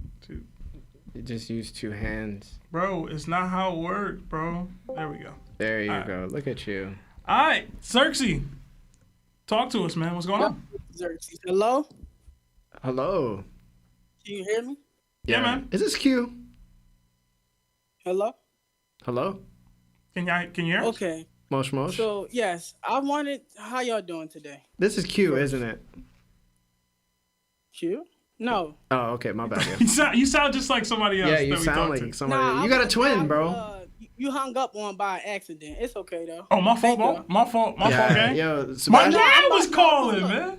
I'm See- about to defend you, Sebastian. Sebastian be banging on people, bro. It's terrible. I'm about to defend our characters. My first question is going to go into my second question, though. My first question is, when we're debating 2 characters versus what do y'all prioritize first, the manga lore or the animation lore? Manga lore. Manga. Every manga, time down. always. Manga, 1000%. Okay, so I just wanted to say, how come we think Law did more work than Kid in that battle if we're going with the manga lore? The kid didn't even land an attack, bro. He did. Who he landed an attack on? He did Punk Crash. You took. He attacked his first bull. His second bull, he used his awakening, which in the manga, Big Mom was scared. You from And Philly? he turned around last minute. Zerkzi, you from Philly or from Hello? Baltimore, man? Where you from? I'm from Baltimore. There it is. There it is. There it is. Hold on. So we talking about the big mom fight? Can y'all? Am I going too fast? Y'all can hear No, me? you can. No, yeah. bro. You talking about the big mom Okay. fight? Yes, sir. And we want to downplay Big Mom too. Like her hacks is amazing. I'm gonna talk about all that, but you want me to go first? Well, I say that because Law, Kid, he did the tanking and he did do damage too. He did the 2 bull attacks. She dies the second bull attack, and he did 2 damn punks. Plus his awakening punk crash. I'm just saying when Law attacked Big Mom, she turned around and said something to Law. But as soon as Kid attacked, she uses soul focus and soul regeneration. It wasn't until after Kid used his second awakening and bull attack where she said, "You really weighed me down with this, Kid." But in the animation, she says, "Thank you for putting this on my back." That's 2 totally different, emotions and mindsets. Like, Well, I've always given Kid his credit for the Big Mom fight. right, that's what I'm saying. Some of my cohorts here haven't. So you Well, asking him a okay, question, I guess. All right, so you want to use the manga, right? Lawrence is filled with violence. Because I wanted to say, now, no, Law is amazing, though. Law is the ultimate support character. Without him quieting Big Mom, she would have just kept regenerating and healing. Listen, neither of them could be Big Mom alone. I think that's pretty obvious to They everybody. couldn't beat her together. Well, it was only those two that could defeat Big Mom on the island at the time. Listen, man. Pause for a second. Let Lawrence cook you for a second. Go ahead. Yes, Lawrence. sir. I got you. No, I was just saying because you're talking about the manga, right? And you're trying to say the comparing the difference between Big Mom and that one, right? But if you want to, because you're bringing up attacks that Kid brung out, right? But going by the manga, right? How was Big Mom? You talking about reaction wise, but what was Big Mom saying after the attacks with Kid and after the attacks with Law? What do you remember? Okay, so my fault. Okay, so the first time Kid get hit with Ikkaku's sovereignty, Law attacks her with Shock Willie. She said, "You little brat." As that is happening, Kid comes with his punk crash. Boom, boom, boom. Next manga panel. You're not lying. She heals. She says, soul or rice. So I would say Kid did more damage in that panel, correct? You're talking about the one where her arm was broken or no?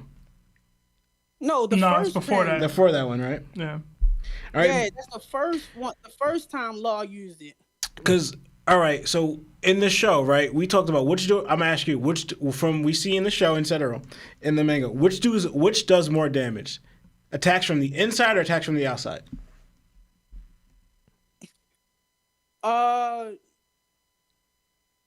I mean, so was Hawkins' inside attacks more deadly than Big Mom's? I'm not trying to correct you. I will say more hacks attacks inside, but I would definitely say more hacks attacks inside is more damaging. No, yeah, so I agree with you. Attacks from Eternal are more damaging from attacks from the outside. So which attacks, how was Law attacking when he was using his awakening? Was he attacking from the outside or was he attacking from the inside? Yeah, the inside. Right, so Law was attacking from the inside, right? Hence how we saw he was doing more damage on Big Mom because Big Mom was actually getting her limbs broken from Law's attacks because he was attacking on the inside. And Big Mom even kind of mentioned. Say it my fault. I'm listening. No, and then Big Mom even noted how Law's attacks was more annoying. The fact that it was damaging her more. So if Kid is only attacking from the inside and Kid's not even using Haki, right? And Big Mom, we already saw, is a powerhouse taking monster, right? But he's only attacking from the outside and not using Haki. But Law is attacking from the inside. How is Kid doing more damage? Inside of you. Well, I didn't say. Inside of you. Well, I'm not gonna say he did more damage. I'm saying he did damage, and he tanked. So, the question was, how we gonna say Law did more work? That's all. I wasn't saying he did more damage, but so like you said, the first attack. So you gonna say Law did more damage that first attack because she wasn't thinking about using Soul Focus or nothing? You think she was gonna use that? Yeah, because the physical attack from the outside wouldn't have hurt if you just take the attack. But she ain't say nothing about it. So what I'm trying to say is, if you separate the attacks, right, and only Kid lands his attack, do you still think she's using Soul Focus? Just from Kid's attack to heal, to heal. The ray gun to heal and his awakening. So after we seen Big Mom get hit with the rail gun, what was her reaction? Did she show that she took a lot of damage from that attack? Because yeah, I mean it was she was smirking and using Conqueror's Haki. That's more than what she did to when Law broke her ribs. And Law could only hurt her with his awakening. He did it with his basic attacks and his awakening. Because his awakening is the punk crash and a signing. So you think after we saw like on Whole Cake, right? That physical attacks from the outside don't really hurt Big Mom, right? That you gotta get her into a vulnerable, weakened state, right? So why did she dodge the second bull attack? She already healed from the damage. Because she's in a fight. Like normally you would kind of dodge an attack if you're in a fight. You're not everyone's Kaido out here, and even Kaido dodged. My brain is rotting. Listen, man, it's really this simple. They needed each other to land consistently and to be able to hurt Big Mom at all. Like Lauren said, without the internal damage that Law did, Kid's attack probably doesn't do much to Big Mom at all. And without Kid distracting Big Mom, Law probably doesn't land any of those attacks in the first place. They weren't capable of defeating Big Mom separately. And together, to Larry's point that he's always said, they were only really able to wring her out. So... it is what it is. That was the only way. Yeah, it is what it is. Yeah, and so like you're right. Because if you swap Kid with Luffy, Luffy's tiring out. He's not getting food supplies and stuff, so he doesn't have the stamina and stuff to last with Big Mom. So yeah, you're right. Law and Kid was the only ones on an island who could bring her out because of her hacks. All right, but nobody was going to beat her. So if Law didn't quiet her. That's why I say no doubt. Law needed to be there. He's the ultimate support character. Yeah.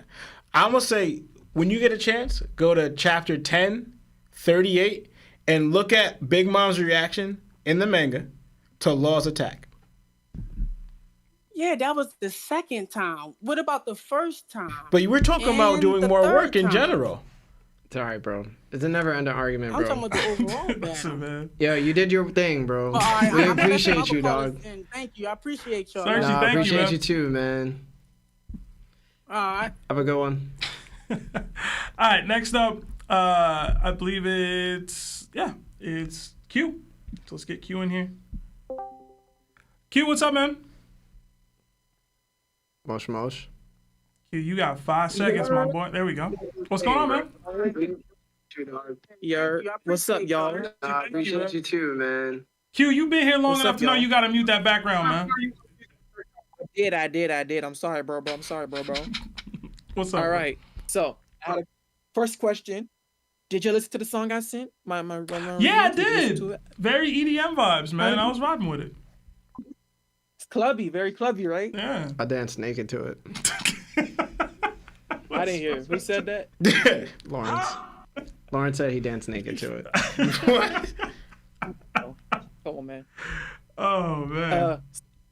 I had a I gave y'all 2 options. Yes, y'all did the self-talk. The second one I was gonna ask y'all last week. I'm gonna ask y'all today. It's a devil fruit question. Mhm. So, the Straw Hats that don't have a devil fruit that we know that we like openly like the only 2 Straw Hats that we know openly might get devil fruit. Sanji because he said he wanted one, but you already know he's not gonna. He can't. The one that he wants is already taken. And Nami. Besides the ones that would make sense for them, what's another one that you think will openly make sense for them? For Sanji and Nami specifically. Yeah, because Zoro said he doesn't want one, Frankie said he doesn't want one, and then and then Jinbei said he doesn't want one either. Yeah. And then all the other ones already have devil fruits. So Sanji and Nami are the only 2 That have been open to never eating said- devil fruits. Yeah. Yeah. Wait, what fruit did Nami said she was? Or she I just? don't remember. Okay. For Nami, I'd like her to have one that's gonna enhance her weather like knowledge or weather capabilities. Like she's already has like the motif of like she was on with the weather island and learning about all that. She's a navigator. So something that would tie into that. I don't know, like people have already given like Dragon the Wind or whatever weather fruit. Cloud fruit? I don't know what it could be that would get her there, but something with the weather. For Sanji, I mean, he uses flames already. I don't know. Something cooking, maybe. pH fruit. She can control the moisture, bro. Oh my god, bro. That's a good one. I can't. I mean, if dragons is just wind, Nami could probably get the storm or the cloud, whatever. Sanji, Streisand's fruit. Where it's all, Oh, all yeah, the food. that's a good He one. can cook Go at ahead. any time. Go ahead, Sebastian, cook. There we go. I appreciate Yeah. that. Marv not paying attention.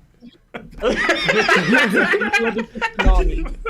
I feel like if a good fruit for like Nami would be like a hurricane fruit.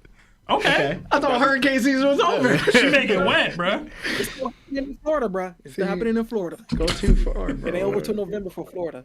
And then for Sanji, if a different version of the heat fruit, because we know that like, you can have a devil fruit that's kind of like the same but still different. So like a different version of the heat fruit, what I think would be cool.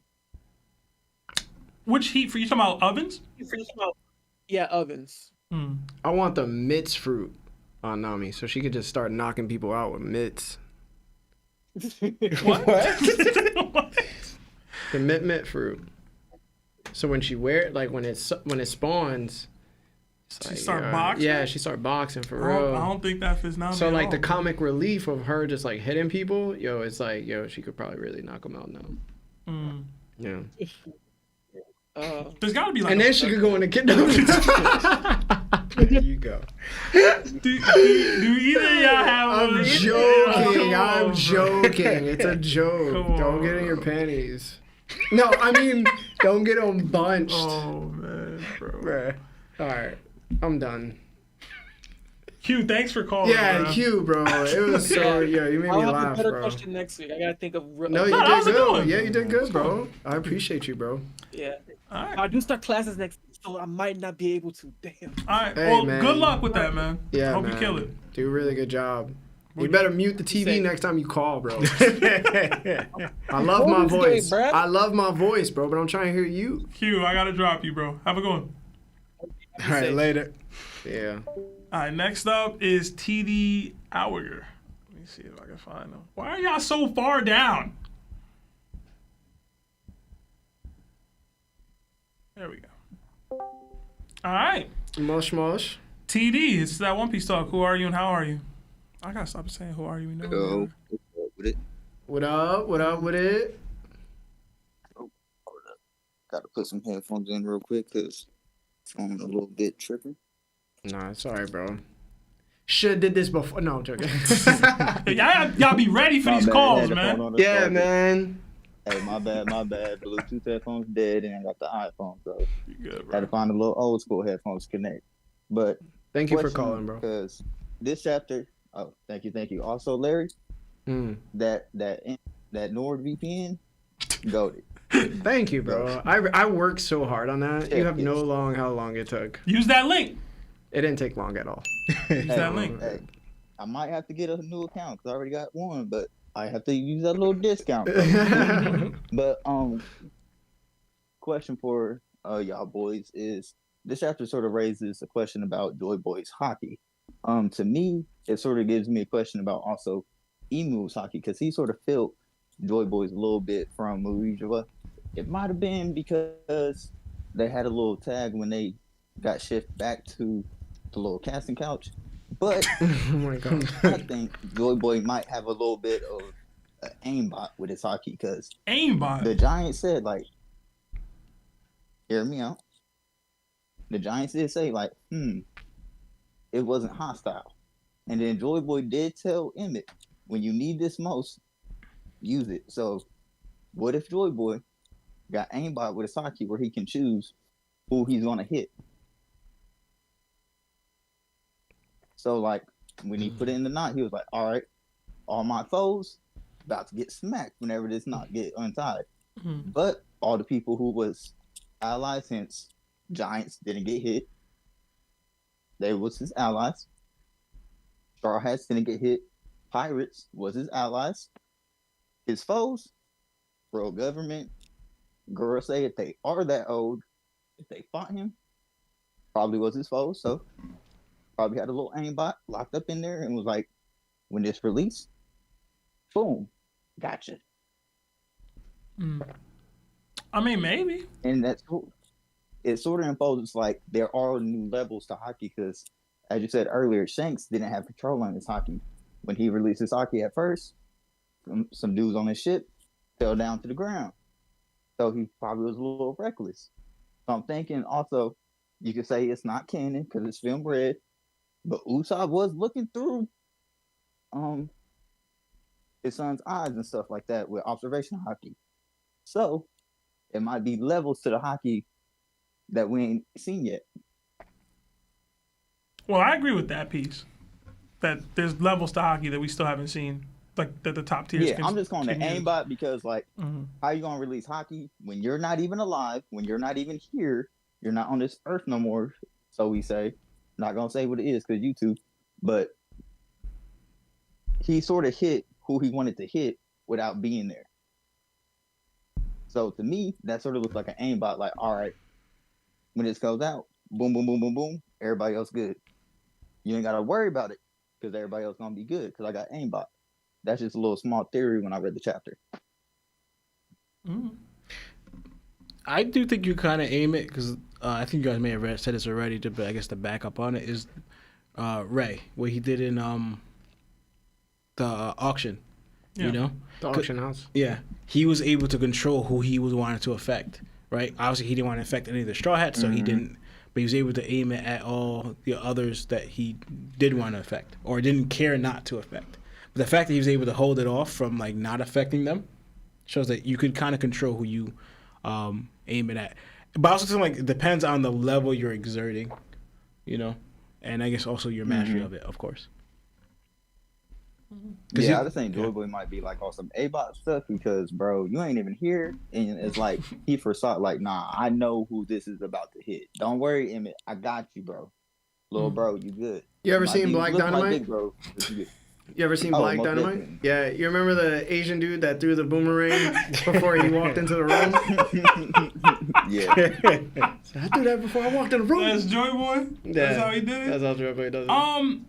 Ultimately, he still told Emmett to use it in a situation that he thought was dire. Whether, you know, like, ultimately, like, I don't know if it's him choosing who to hit, but, like, the hostility piece is just like, yo, if you with me, you not. So I guess if your breakdown of that is the aimbot, then sure.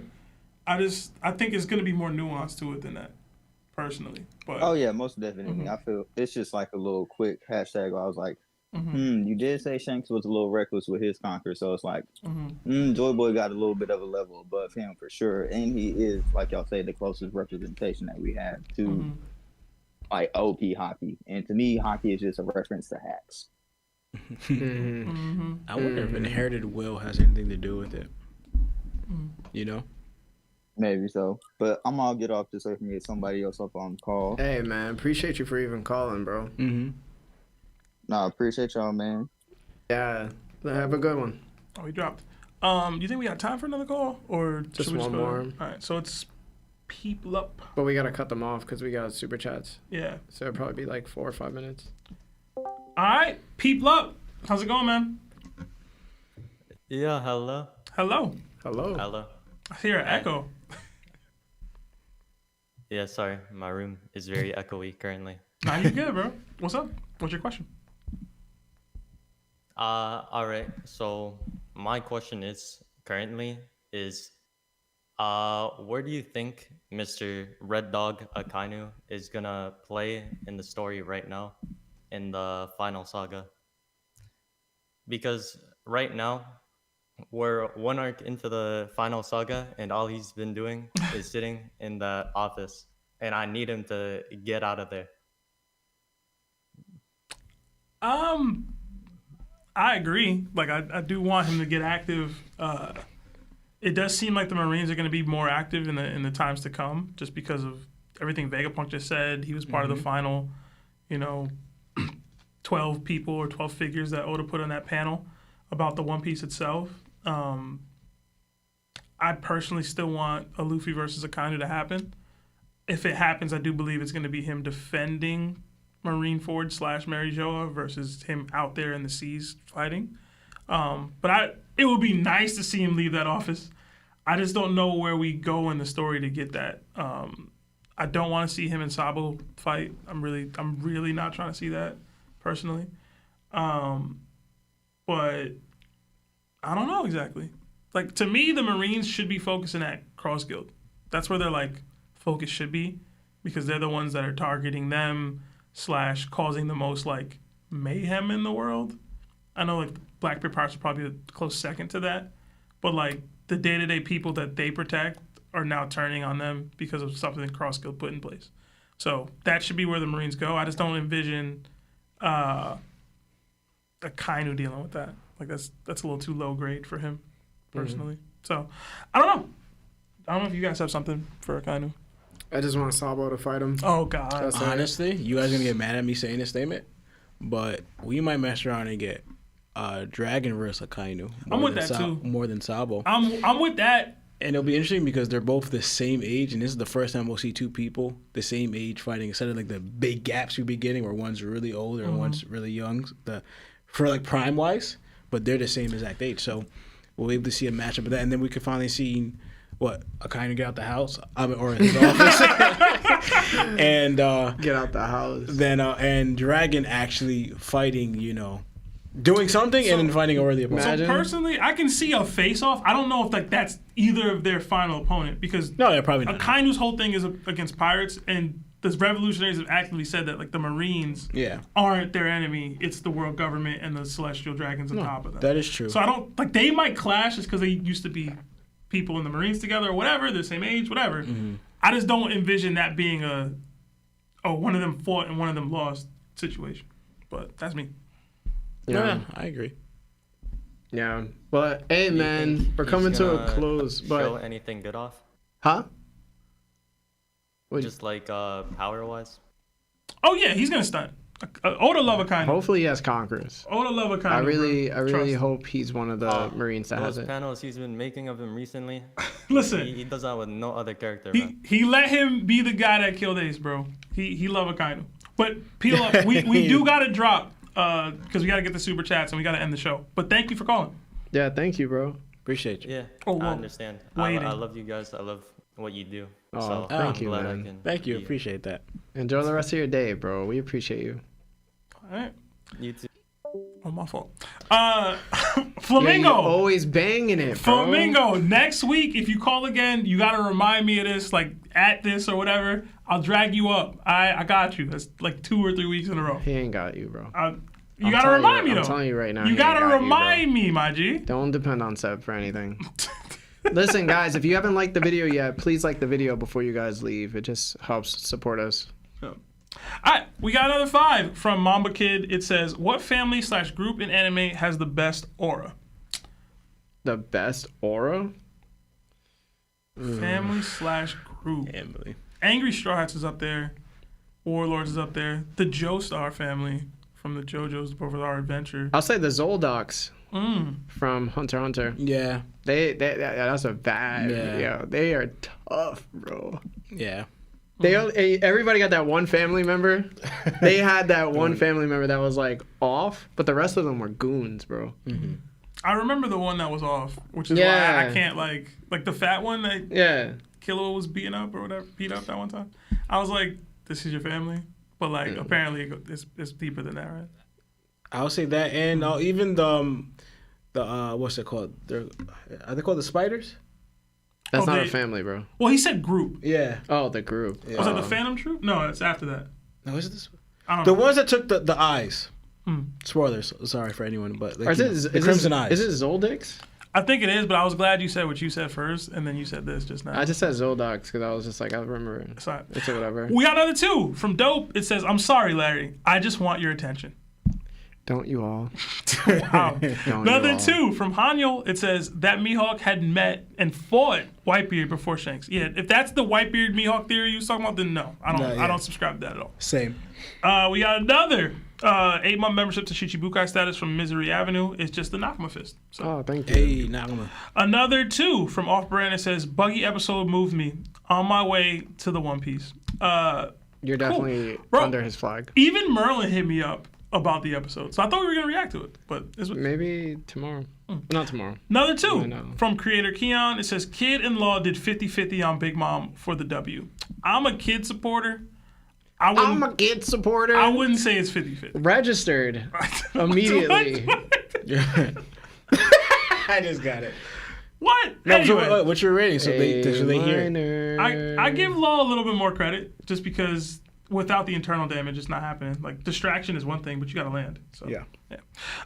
We got another Yako member subscription. Oh, thank you, Nelly. From Riley. Riley. And then Riley donated 5. It says, love you guys and everything you do.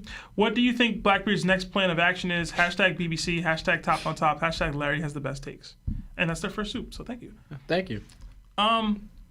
People have theorized Pluton. Pluton, for People sure. have theorized Poseidon. I don't see how he doesn't go after Pluton. Yeah, It's if you just don't go Blackbeard. after Pluton, then that's weird. Yeah. Yeah. It's too dangerous for him. Who's there? Yamato's there. Yamato? The whole Yamato is going to get jumped. Hey, man. Yeah. 1000%. Hey, man. We better see, I'll say Dendro at least do something, but. We got another 5 from Ulysses Gomez. It He's says, gonna disappear for like an hour. caught the stream a little late, but it is what it is. Hashtag top 1 BBC. Hashtag long nose tribe on top. Hashtag Larry is top 1 and bottom 1 cooker. Hashtag top on top. You think I'm a bottom? Excuse me? I don't think that's what he was saying. I would never be a bottom. That's not what he was saying. I'm dominating. Another 2 right. from 2XTV. It says, where the garp emoji, Larry? Yeah, that's my bad. I'm gonna just say it just like that. My bad. We got another 2 from Creator Keon. Yo, Creator, you going crazy today. It says, what if Haki can be shot like a beam in the future? I wouldn't be surprised. I mean, Rayleigh did it. Yeah, I'm gonna say, flying bait techniques, divine departure. Yeah, you're right. Yeah. They're like beams. Yeah, but I think he's like saying like key blast. Kamehameha wave hockey. It's like when Trunks and Krillin were destroying Dr. Jiro's lab, and they're just like doing a key blast like that. That'd be dope. Another 5. Rayleigh did it to the elephant. That was like that was a hockey blast. He did that. He did. I just thought The that elephant lifted off. Like the elephant So to me, that was though. just what Sentomaru does, but Rayleigh put sauce on it. You get what I'm saying? Yeah, because it did Like, they attack. needed- Too much and sauce. it bounced off. So it was an attack first. It wasn't just a straight shot. Yeah. We got another 5 from Dope. It says, Larry Slander officially stops today. Hashtag Zoro for Prez. Hashtag Emmett forever. Hashtag Pirate Kingdom lives. What? Lives? Oh, Pirate Kingdom lives. Hashtag top 1. Hashtag blurred gang. Hashtag bland sing. I can't read all this, bro. I can't read all this, bro. Hashtag Vegapunk lives. Hashtag emu's a simp for Seb. What? Thank you, Dope. Another 7 months to knock my status from Most Hated. It says, I'm back and still screaming. Hashtag free Marv. Hashtag, snap. Another 2 from Utman Odelaja. It says, Ushmanzada. I had a W Devil Fruit Theory, but I'll try next week. Yeah, keep trying, y'all. And that was their first super chat. And then another thank 5 you. from Ayo Milik. It says, I know Luffy said that Gear 5 was his peak, but do you think Oda has something in store for us? Another gear power up. Your thoughts? It'll be hockey related. Maybe there's a Gear 6. I mean, there's 6 gear shifts on the car, so. Yeah, that's true. I'd hate it if there was a Gear 6 though. As long as it's not goofy. I think since we seen Joy Boy Silhouette and he was in Gear 5, I think that's it. Yeah. I think that's it. We saw Nika too, like, and it looked just like this. So it's like, Yeah. It's like, what are we doing? Yeah, Gear 5 is it. But I do think that Oda's gonna be like, you know what? I'm gonna just have him start using hockey. And that's it. Yeah, again, You don't need anything else. That's the thing. Luffy, like, what's the next power up after this? Like, you can't even think about it because he could do everything right now. Yeah, I think it's him getting more control and ability with his fruit. And the closest thing, like, we're seeing how these, like, Kaido showed it, and we see the Gorse show it. You have, like, a kind of another mode in your awakening, a more primal mode. So whatever that is, maybe with that. But the main thing is going to be Haki and Luffy getting control of that using with his ability. But the fruit still has a lot to uncover what it's able to do because it's his imagination, so he can kind of do anything. Bro, if you're watching TV with Luffy and he's in Gear 5, but y'all, like, controller's missing, he could just, like, think it into existence. And now, like, bro, you could, like... Fourth wall break? Yeah. I'm still mad we didn't get that. If we get to that point, bro, I'm gonna be upset. No, I'm saying he could just conjure up a remote out of his mind. Yeah, but you said never mind. I understood what you were saying way different. No, And I'm not saying he's gonna slow grab the for it. controller from the computer screen and then use it. No. He's talking about like some Deadpool I'm having stuff. a slow What day, are we bro. talking about, bro? He's talking about some Deadpool stuff. I'm having a slow day, bro. I want Luffy to start referring to himself in like the third person. What? Like when he No. starts fighting. You remember when he fought Fujitora and he started calling out his attacks? But he's like, Luffy's about to punch you. I would not like I that. would not like that I at would all. not like that. It's like a side effect. That's all the super chats. So All right, guys. Thank you for an amazing show. oh, we got another one. Another 5, New Zealand from Kenneth Barr. It says, do you think Oda used the supernovas to their fullest potential in terms of storylines and incorporate them? No, I don't. No. I Could do have not been either. better. Only one was Law. Only one. Could have been better. And maybe Bonnie. We're still seeing. Listen, guys, thank you so much for a wonderful episode. Thank you to Marv, as always. Thank you guys for all the super chats. Thank you for all the likes. Thank you for everybody that's on Spotify and Apple Podcasts for listening to us and giving us 5 stars with a nice comment. Thank you to anybody that comments on this video afterwards in order to push it to the algorithm. We're going to be here next week. Chapter next week. It's going to be a good one. Hopefully Lionel's back in the building. Yeah. We'll see. But other than that, thank you so much, guys. We appreciate everything you do for us. My name is Larry. Lawrence. Seb! And Lionel. And this is that One Piece Talk. Jana.